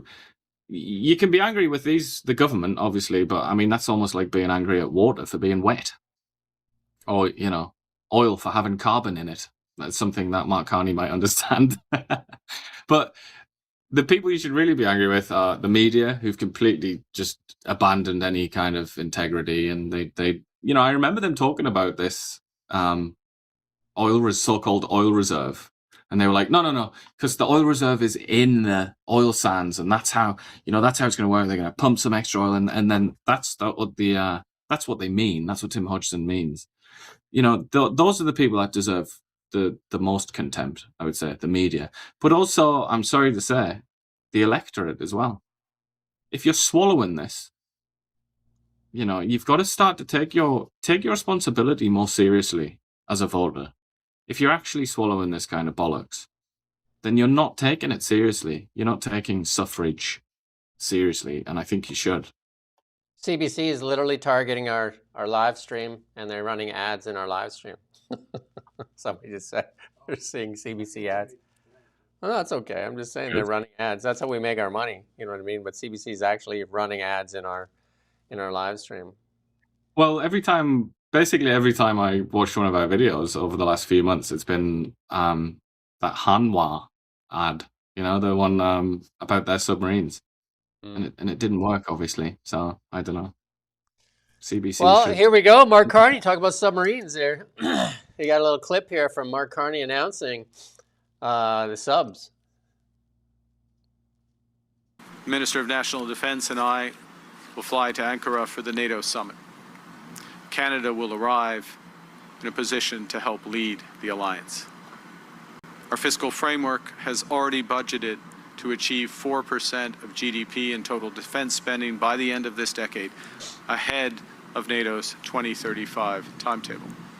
That includes, as I said, provisioning for the costs of these submarines.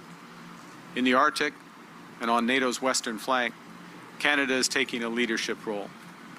These new submarines, combined with the world's second largest fleet of icebreakers, combined with new aircraft, new radar, more missiles and drones, better cyber defenses, new ports and air bases, are allowing Canada to assert our full sovereignty in the Arctic.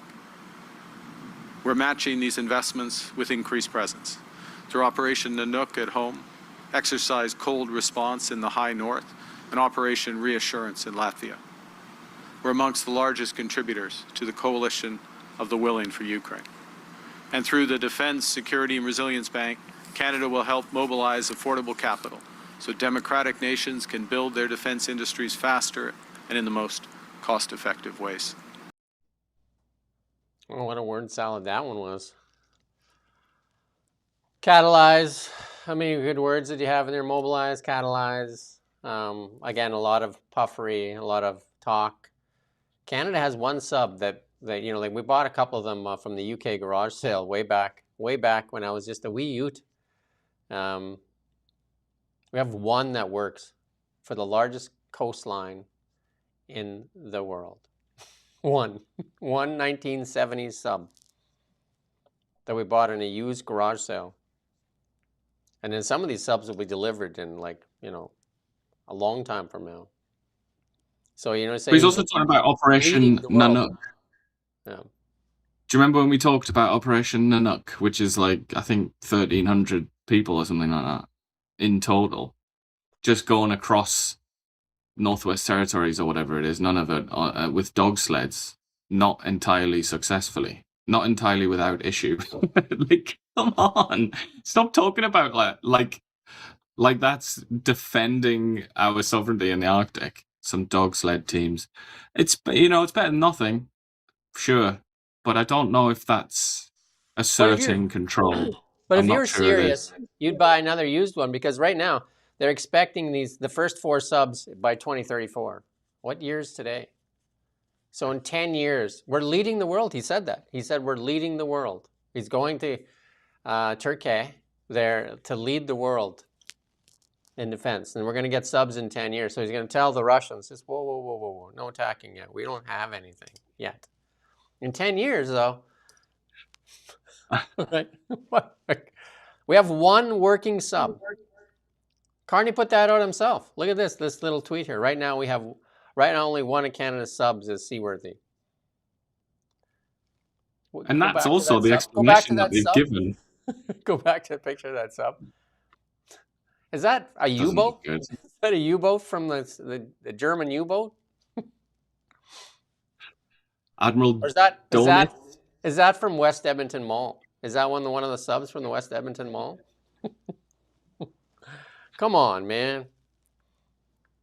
But yeah, they've said, haven't they, the reason that they're getting so many, the reason they're getting 12 is because they expect like half of them or something to be out of commission most of the time. So, so they needed to get like a huge batch to ensure that there was always a couple knocking around. I suppose at least they got the foresight to do that, even though that's going to cost a huge amount of money. But you should probably go try and buy a used one right now. Like, I mean, you need something better than a 1970s sub. Like, again, come on. They're not being serious. And that 2% meaning the NATO targets, they just move stuff around on a piece of paper. We're going to get Brian Iston in again. They talk about all the military, see if he can tap some of his buddies in the military. He was a captain, and he was in intelligence there in his last post there. And how are we going to pay for all this? Here's the question. Look at this one here. This old age spending now is like in Canada, because as our boomers age out here, maybe some of them won't be able to vote. Maybe they'll get that Kamala Harris will slide a piece of paper underneath them so they can vote. But that's the annual bill right now for old age spending in Canada. That's just going to go up. Well, they're probably going to figure out how not to pay them. And you know, like in Canada, like the NDP party has gone full. And Avi Lewis has gone full. What is it like? Way past socialism. Like I don't know what Avi Lewis is like. You know, like Mandami and all those guys. Like they've gone. Like there's a lot of promises made by them, and you know, including the NDP, that are never delivered. But listen to this from Rubio. I wanted to play this because all these socialist spending ideas and people not wanting to work and not wanting to compete. This is it. And Rubio warns people. Listen to this. Democratic socialism sounds benign, but at the core of democratic socialism is Marxism. And at the core of Marxism is this fake offer that if you turn over more of your individual freedom, we're going to provide you security. We're going to provide you free healthcare. We're going to provide you free education. But the problem is that when they can't deliver on it or when you're not happy with it, you don't get your freedoms back. And by freedoms, I don't just mean elections. I'm talking about the right to choose your own doctor, the right to make healthcare decisions for yourself, what your kids learn in school, what schools they go to. All that stuff you lose control over, and you don't get it back just because the security they promised you didn't happen. So that's what we're on the verge of having to decide here in this country. It's a reason why people flee countries that have this stuff. It's a big deal for America, and I hope people start waking up to that reality. Rubio not getting a chauffeur to drive him around. And Rubio also driving a gas car, obviously. And spitting some truths. And it's just what it is. We've given up so much freedom in the last 11 years here in Canada. Like the guardrails continue to compress. And this last little bit here before they went on break here, 22, 34, 36, we got to get Carpe back on. And now Jolie pushing out that one saying that if you post on social media and you try to fight the narratives, that they're going to come and sue you.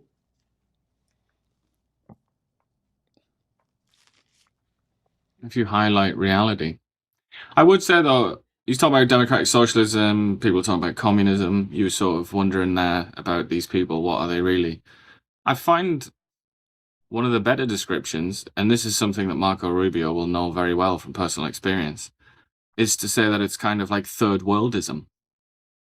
It's sort of like fetishizing the third world and trying to replicate the institutions of the third world in places like America and Canada. That's how I see it. And that's obviously where he comes from, or his parents rather, come from a very broken, miserable sort of third world country in Cuba. So I think that's the new battle, isn't it? That's like the post-woke, if you will, battle. And here's in Canada, according to Stephen Guilbeault and Chrystia Freeland, she said, you don't need a car. I ride my bike. She forgot to mention that she has a chauffeur-driven limousine. Forgot to mention that, you know, she has making scads of cash and lives in a nice posh condo when she was as the finance minister in downtown Ottawa. She forgot to mention those things. But the rest of Canadians don't. But here now, Canadians should trade their cars for bikes. And that's an advocacy group co-founded by none other than extremist Stephen Guilbeault. And they're petitioning MPs to approve millions in rebates to get commuters on their bikes. Why not? Hey? You don't need a car. It's like, come on. I mean, okay, you can get those like gigantic fat tires that help you ride in the snow, but there are times when even they're not going to work. You know, like this climate is not really built for that. Tell you what, Steve. California lifestyle, is it? Or even the sort of London lifestyle. Steve, before he's probably going to get this money too, because they're going to try and shut him up. They're going to give him this subsidy here to play with. Why don't you release the documents for the whatever that alleged 250 million that you funneled into your other companies? And are you related to one of your companies related to this as well? Because they're looking for about 100 million over 5 years. Steve selling bikes now or what?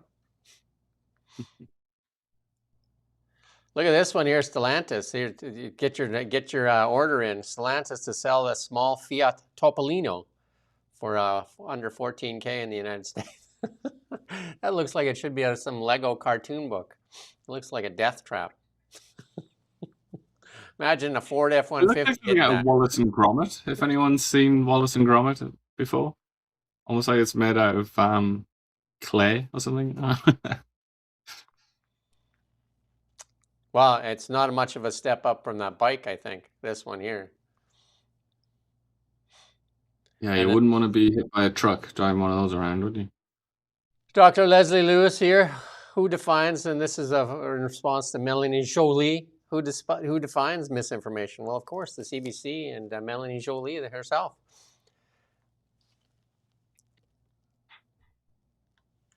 And then they get the Blackhawks asked for the documents. Look at the black one there. There's the legal actions redacted. Why are they redacted? So Canadians, get ready. These are the legal actions that will be taken against you. This sounds like it's some other like authoritarian government. We won't tell you what they are. Just be scared of what's behind that. You don't want to see. You don't want to see. Like that alone should be absolutely, it's crazy. Like they could black it out. Those are the legal, it's like the law, writing law and say these are the sentences. Well, you don't get to see it, right? But where's the heat? You know, and this is what I mean. In any sort of normal functional democracy, this would result in a firestorm. Yep. Instead, as usual, it's Blackhawks. And Twitter. Well, I'm sure CBC's got this, YouTube. Right? Hey, why don't we pull it up? What's CBC got? I'm sure they're covering this, right? I'm sure they're covering this because this blacked out thing, I'm sure it's got to be on CBC.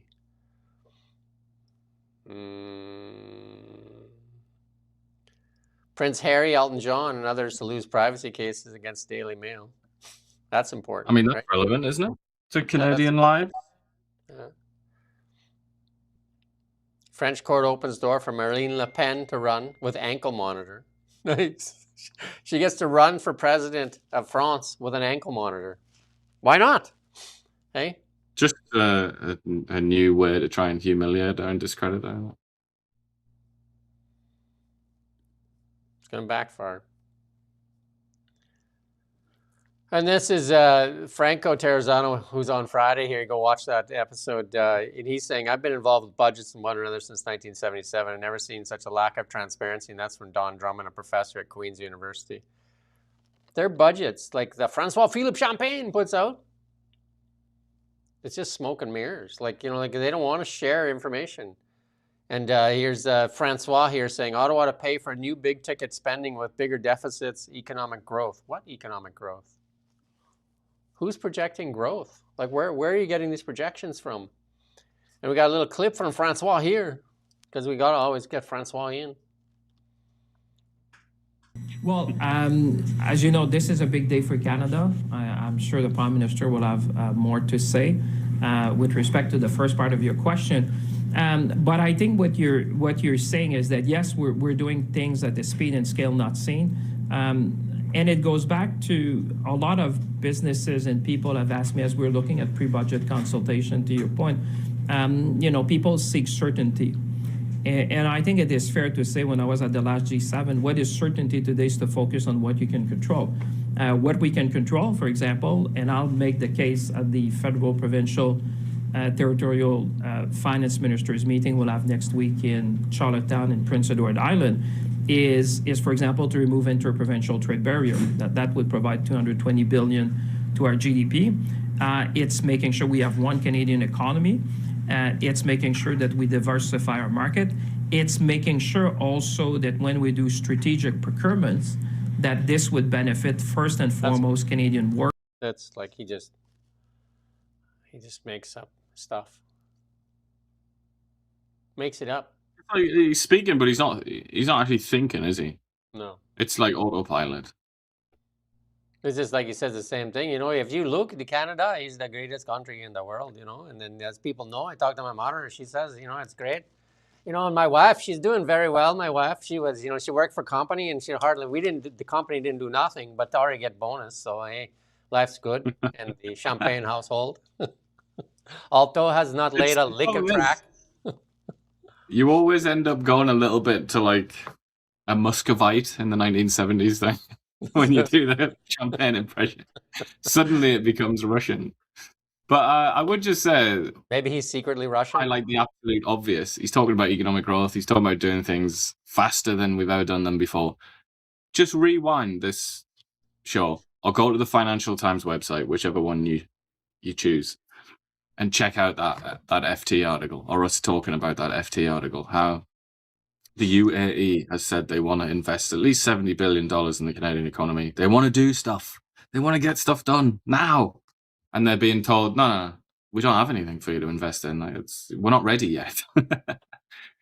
And where's the growth going to come from? I mean, if it's necessary to make those ends meet there, where? Can anybody explain? Well, Backroom Carney back at it again as he appoints a Tory MP and Liberal official to the Senate in a controversial move. Carney might be struggling to make his economic plans a reality, but he's having far more greater success in the political field. He announced this morning he's naming Tory MP Richard Martel to the Senate, depriving the opposition of yet another representative by enforcing a by-election in the highly contested riding. Carney also said he'll be appointing a Liberal official, Tom Pitfield, to the Senate, removing nonpartisan criterion governing the red chamber in the process.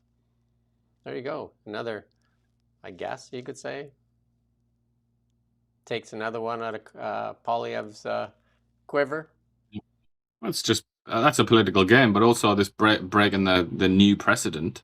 You know, how much energy and political capital did Justin Trudeau spend to change the Senate, get rid of the partisanship? Carney's just wandered in, just immediately like dismantled that. I mean, it's kind of funny the extent to which he's dismantling Justin Trudeau's worldview and legacy, you know. But it's once again, it's Mark Carney, the great sort of custodian of institutions, the great sort of adult in the room, the responsible man, just coming in and just like changing things willy-nilly, and put your ear out there, have a listen, cup your ear. Can you hear any? Can you hear anyone complaining about it?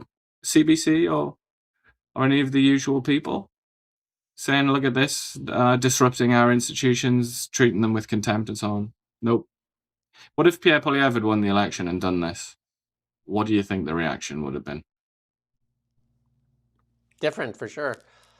Yeah, just a little bit different. It would have been, he is the bull in the china shop smashing up Canada's institutions that he doesn't understand. He doesn't know how to protect them. He doesn't know how to preserve them. What an outrage. He's politicizing the Senate. He's using the Senate and Senate appointments to try and, bring down the number of MPs that the opposition has. And so it's just, it's so tiresome.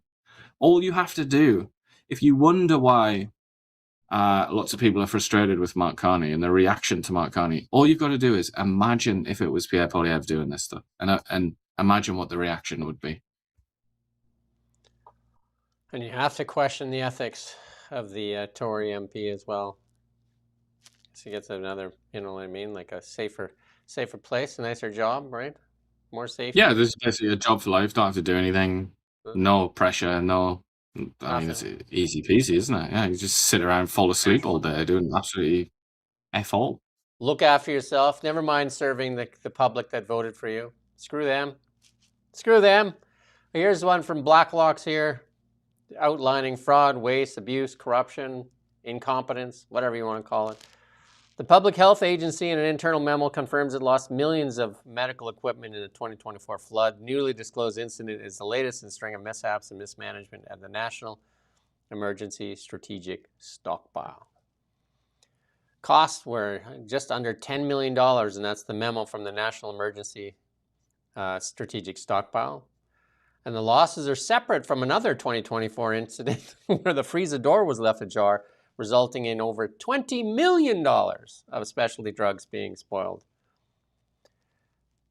Fools. Absolute fools. Which involves a foreign national. The agency leases 11 warehouses at undisclosed locations nationwide. The memo did not specify whether the flood or the freezer incidents occurred at the same locations. Why would you? Because that would be transparency, right? Public Health Agency as well.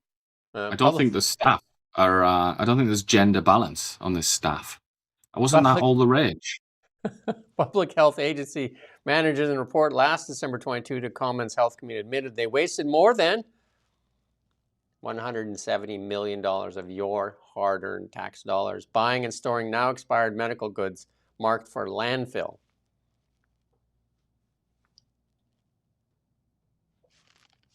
Who cares? It's not like you had to work for it, right? Not like you got up at 6 a.m. and drove for an hour, get to work, got yelled at, drove home, got yelled at, went back to work, and the government took half, and then they pissed it away. Makes it all worthwhile. And here's yeah, I mean, that's why we work, isn't it? That's why we get up when the alarm goes off, is for these people here, so that they can be cozy and they can do hard, important work. Got Theresa Tam there. Don't know if you saw her. Patty's there as well in that photograph. You know, it's for them. We should all have a little picture of them where we work, just to remind us. That picture, in fact, we should all have that picture at our workstation, just to remind ourselves why we do it, why we get up in the morning. It's for them, so that they can have a meaningful career. Don't forget their bonuses.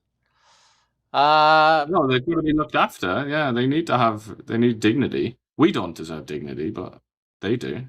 And if you think that the ministries are a mess, think about the oligopolies here in Canada just fleecing you at every chance they can here. This is Canadian telecom regulators launched informally inquiry into fees charged by Rogers, Bell, and Telus. You want to punish them? And the oligopolies. And this is from the Financial Post. Canada's big three telecommunications companies need to prove they're not violating CRTC's ban on new activation fees. Have you ever read your cable bill? I haven't had cable forever, but I mean, you used to, like, you know, if you ever read your like Shaw cable bill, it's like you can't even understand what you're paying for because there's ins and outs, and you know, like nobody knows what the heck's going on these bills. And that includes like Fortis bills and all that stuff too. All these adjustments and then charges and adjustments and charges and adjustments. Same thing with these. Like, oh yeah, your basic plan is $29, but then you got to pay this, that, and the other thing. And then if you want to leave, then of course there's all these other fees you got to add on here. Yeah. Captive audiences. You know one thing about Starlink? Starlink, I've had on my house for like 3 years. Month to month, I can turn it off for a month. I can turn it back on in a couple months later. I can turn it off, turn it on, turn it off, turn it on. Not an activation fee, not a deactivation fee. Just turn it off, turn it on. If I want to move it, if I want to move where I want to move, take it with me. Think about that with Shaw. Oh, well, hey, it's not even Shaw and Rogers. Think if you want to move. They're just like, oh, that's not available in your thing. Well, you still got to pay out your contract. I mean, a direct comparison or another comparison, you were talking about cable, would be Netflix, obviously. It's one of the reasons that Netflix ate their lunch. Because you could just activate and deactivate whenever you wanted, willy-nilly. You know, you mean like where the customer comes first? You mean the customer comes first? You can travel with it. You can do all these things. Not where you just punish the customer. You see the customer as this like like a calf where you just take another piece off all the time till the calf is barely standing? Or just a sort of almost like a prisoner or a dependent, somebody that has to come and ask you, and you know they don't have any other option. When that's the lay of the land, you can treat them with contempt, and that's precisely what happens in this country. And it's one of the reasons as well why this lot, they absolutely love any of these daft measures that punish the likes of Netflix. They love that sort of thing because that's competition that they can't match. They know that they're going to be defeated by them. Somebody's asking about Starlink. Go on Starlink.com and plug in your address, and they'll tell you your options. And the speed is unmatched. So, happening today, the Ethics Committee, this is Andrew Scheer, the Ethics Committee is going to meet to see if they can look into Carney's condo bailout. What are the odds that the Liberals block this committee from doing an investigation? What are the odds? Anybody want to bet on that? Is that on, what is it, Polymarket or anything? Yeah, get your money on that. Get your money in. SpaceX here, this is just a little bit here. SpaceX is talking about Starlink. The president, SpaceX president, Gwen Shotwell there, donated 2 million shares of SpaceX to the Trump account. So this is something like, if you cared about Canada and the youth, you would look at what the Americans are doing with these Trump accounts, and you would say, hell yeah, let's do that. And look at all the corporations stepping up to put money into it too. Dell, and I think Dell put like $500 million in. We talked about that yesterday. And here's Gwen Shotwell chucking in, what is that? 2 million shares at 150 American a share. What is that? Almost $500 million, right? Just like that. Just like that. Brookfield, how much have you contributed to Canadian youth, Brookfield? And people say, well, you get it in CPP, is it, doesn't pay its taxes. How much taxes has Brookfield evaded here in Canada? What's that, right? $6.5 billion. Right. You could pay it, though. You need to pay it. Maybe they've benefited the children of Bermuda, where they... The bike shop. They have tax residency. Let's not forget, while we take that break, Ian's going to Bermuda here in a little while. He's going to go to the bike shop, and he's going to be wearing one of these hats when he gets there, too. So we're going to have these on our website pretty soon. He's going to be there with a really big show hat on. You can wear black or white. You can do whatever you want, right? And this one here, sorry, I'm plugging us here. This is our little ad here. This one here, everybody should wear this out there in public. Unleash the beast. Unleash the energy beast in Canada. Unleash the beast. They might make Ian disappear in the triangle. But here's CNN on the Trump accounts. Listen to this quick, this summary here on the Trump accounts. Listen. Is open and they're giving out $1,000. I think a lot of people want to know, how do I get that? So if you have a child that was born in 2025 or beyond, then you can get this Trump account as long as you're a U.S. citizen and you have a valid Social Security number for your kid. And actually, if you apply for a Social Security number, you can now apply for a Trump account at the same time with the same form. So what are the rules? How do you get this? Well, you can contribute $5,000 a year, tax-free, tax-deductible investments in a low-cost index fund. That's like the S&P 500. Remember, the S&P 500 made 300% over the past 10 years. That could be a really good investment. But, even if you don't invest in it, it's a pretty good deal, and you can use it for things like college, obviously, because when you're 18, that's one of the places that you're going, but you may not. You might want to use it for your first home. You can even just keep it in your account and use it for retirement. If you use it for something that's not one of these, though, then you do get a 10% penalty, and you have to pay those taxes that I mentioned before. Now, if you do not contribute to this and you just keep $1,000, still with a 10% 10% return, which is pretty conservative over the past 10 years, look at this. You can still walk away with $5,500 for college or something else like that. Now, that's not going to pay for college. If you do max out your contributions, you're talking about some really serious money, about $250,000 by the time your child is 18, assuming that 10% return. So the question is, how do I get this? Well, of course, it is IRS form. That's good. IRS form 4547. Hilarious. Dana Bash's face when he goes back to Dana Bash there, because she's no Trump fan. She's got that like a liberal smug face. But it is you a get bit $1,000. the branding. You open this account, you get $1,000 that's already in there, and like there's more money being poured into it.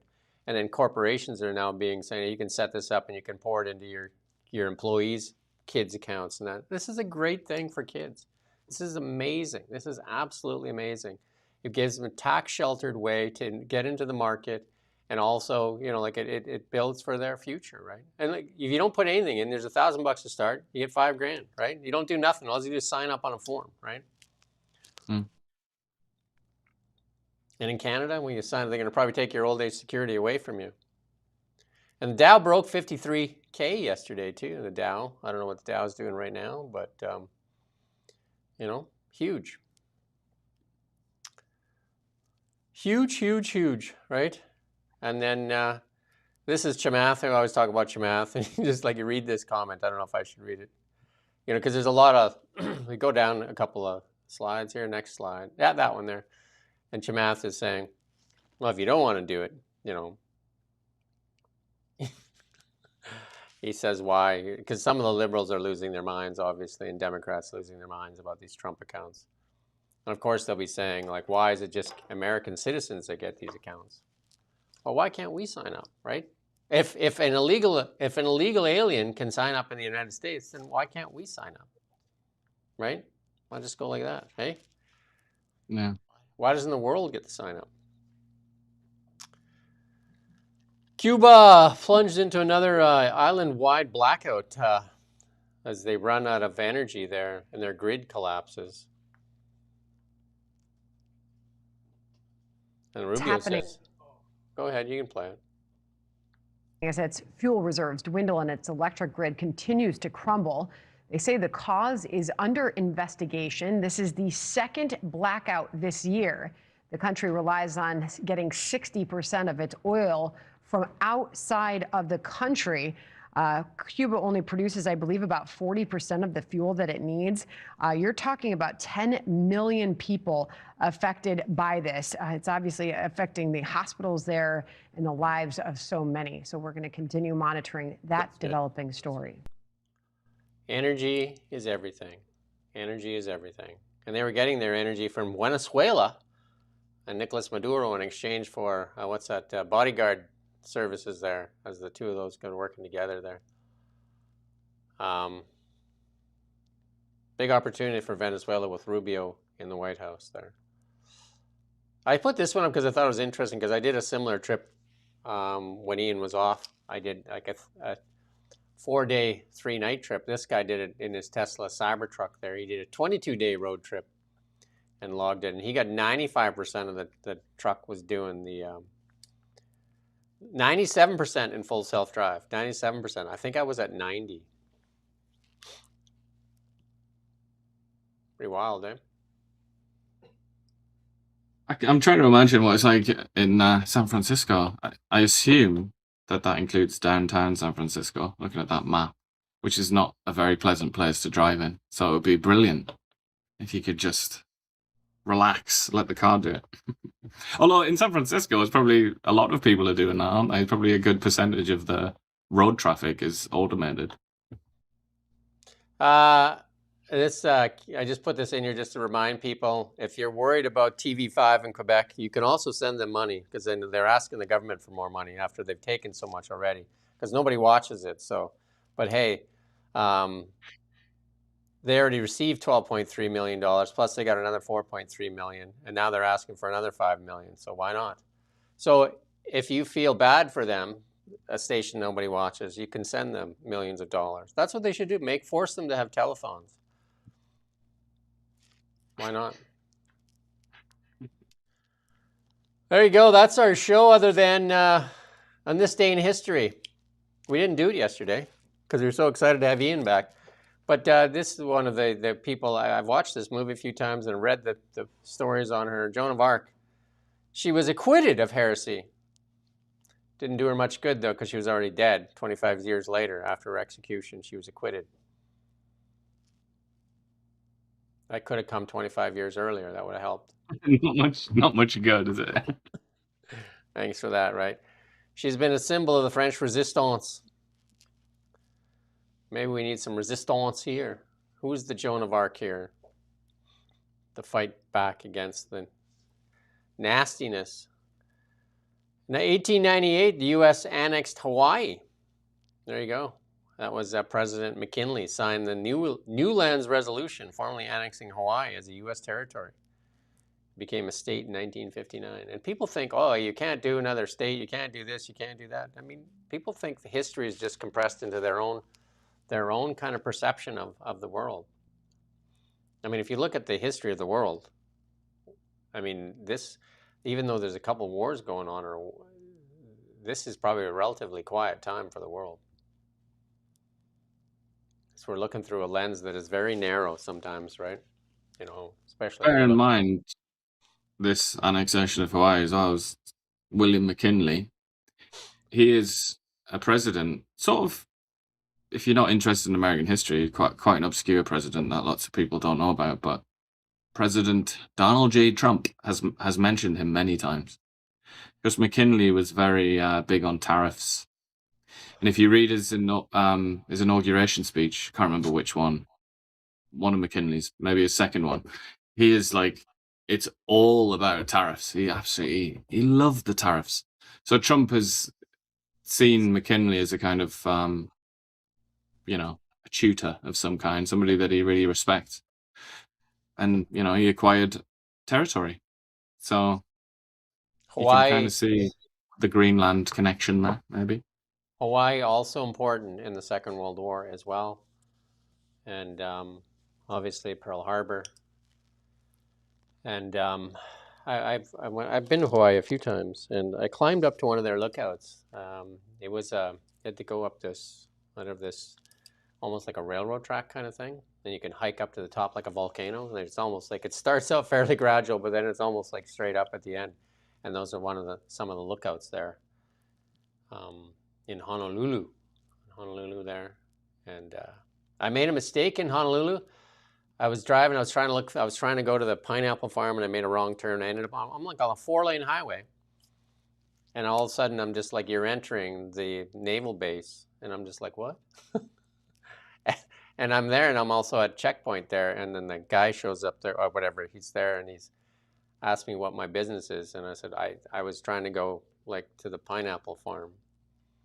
And then of course, like they're all wearing their gear and their guns and all that stuff. And then they cone the car off, and then all of a sudden there's a lot of them standing around the car because now I'm not there for official business. And then they want to see the passports, and then they made a big ordeal as they turned me around, and I was like, ooh.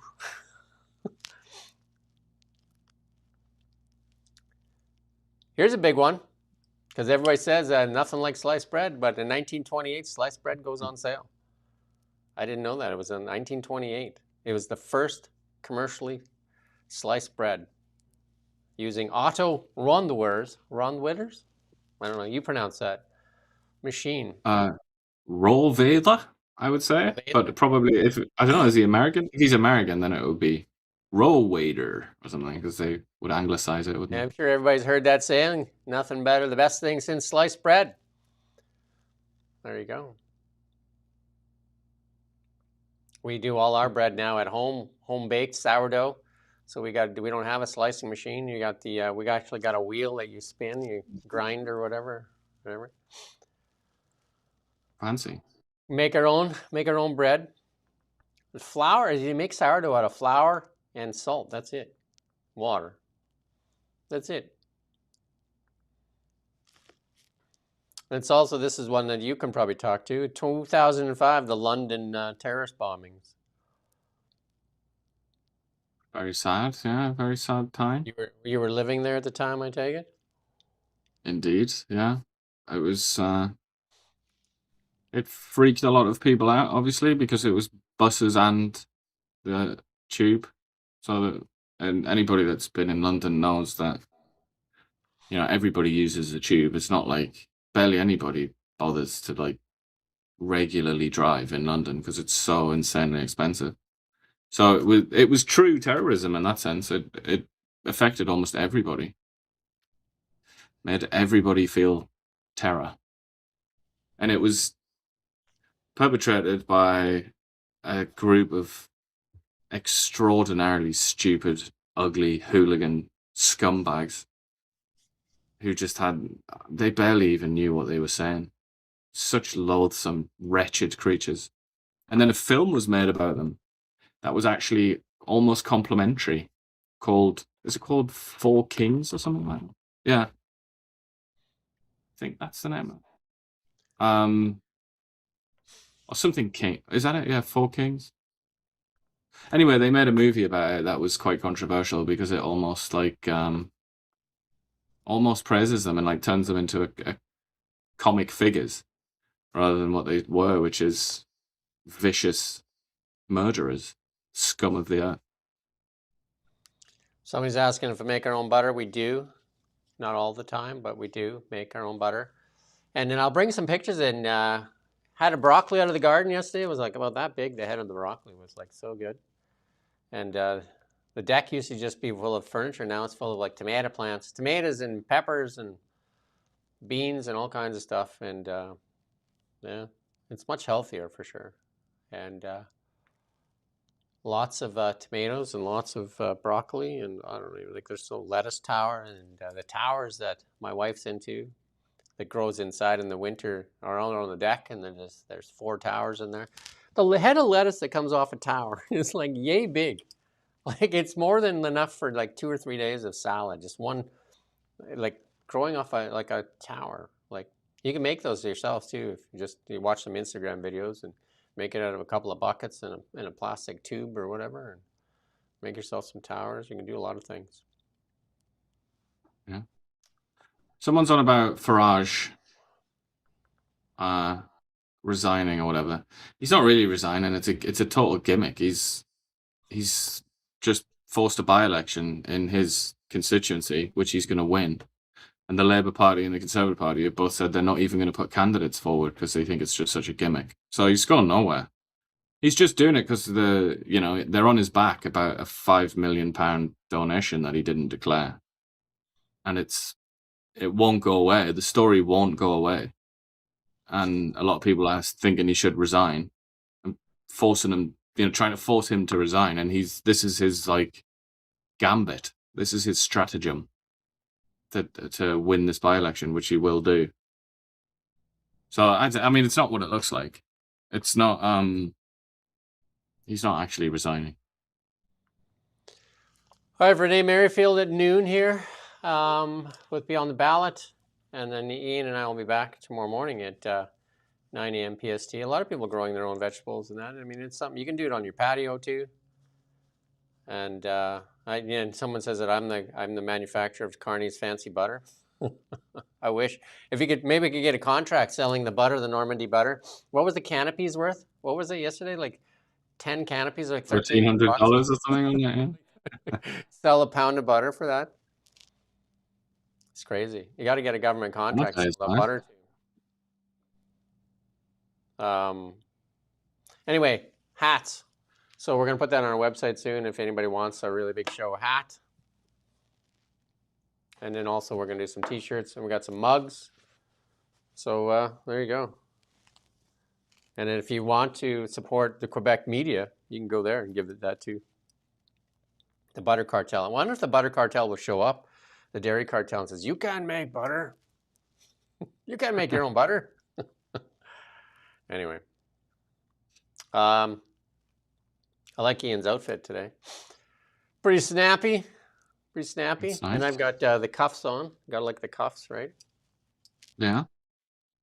Yellow tie as well. A lot of people happy with your yellow tie. Lots of praise for that. Sporty sunshine. Sporty sunshine. There you go.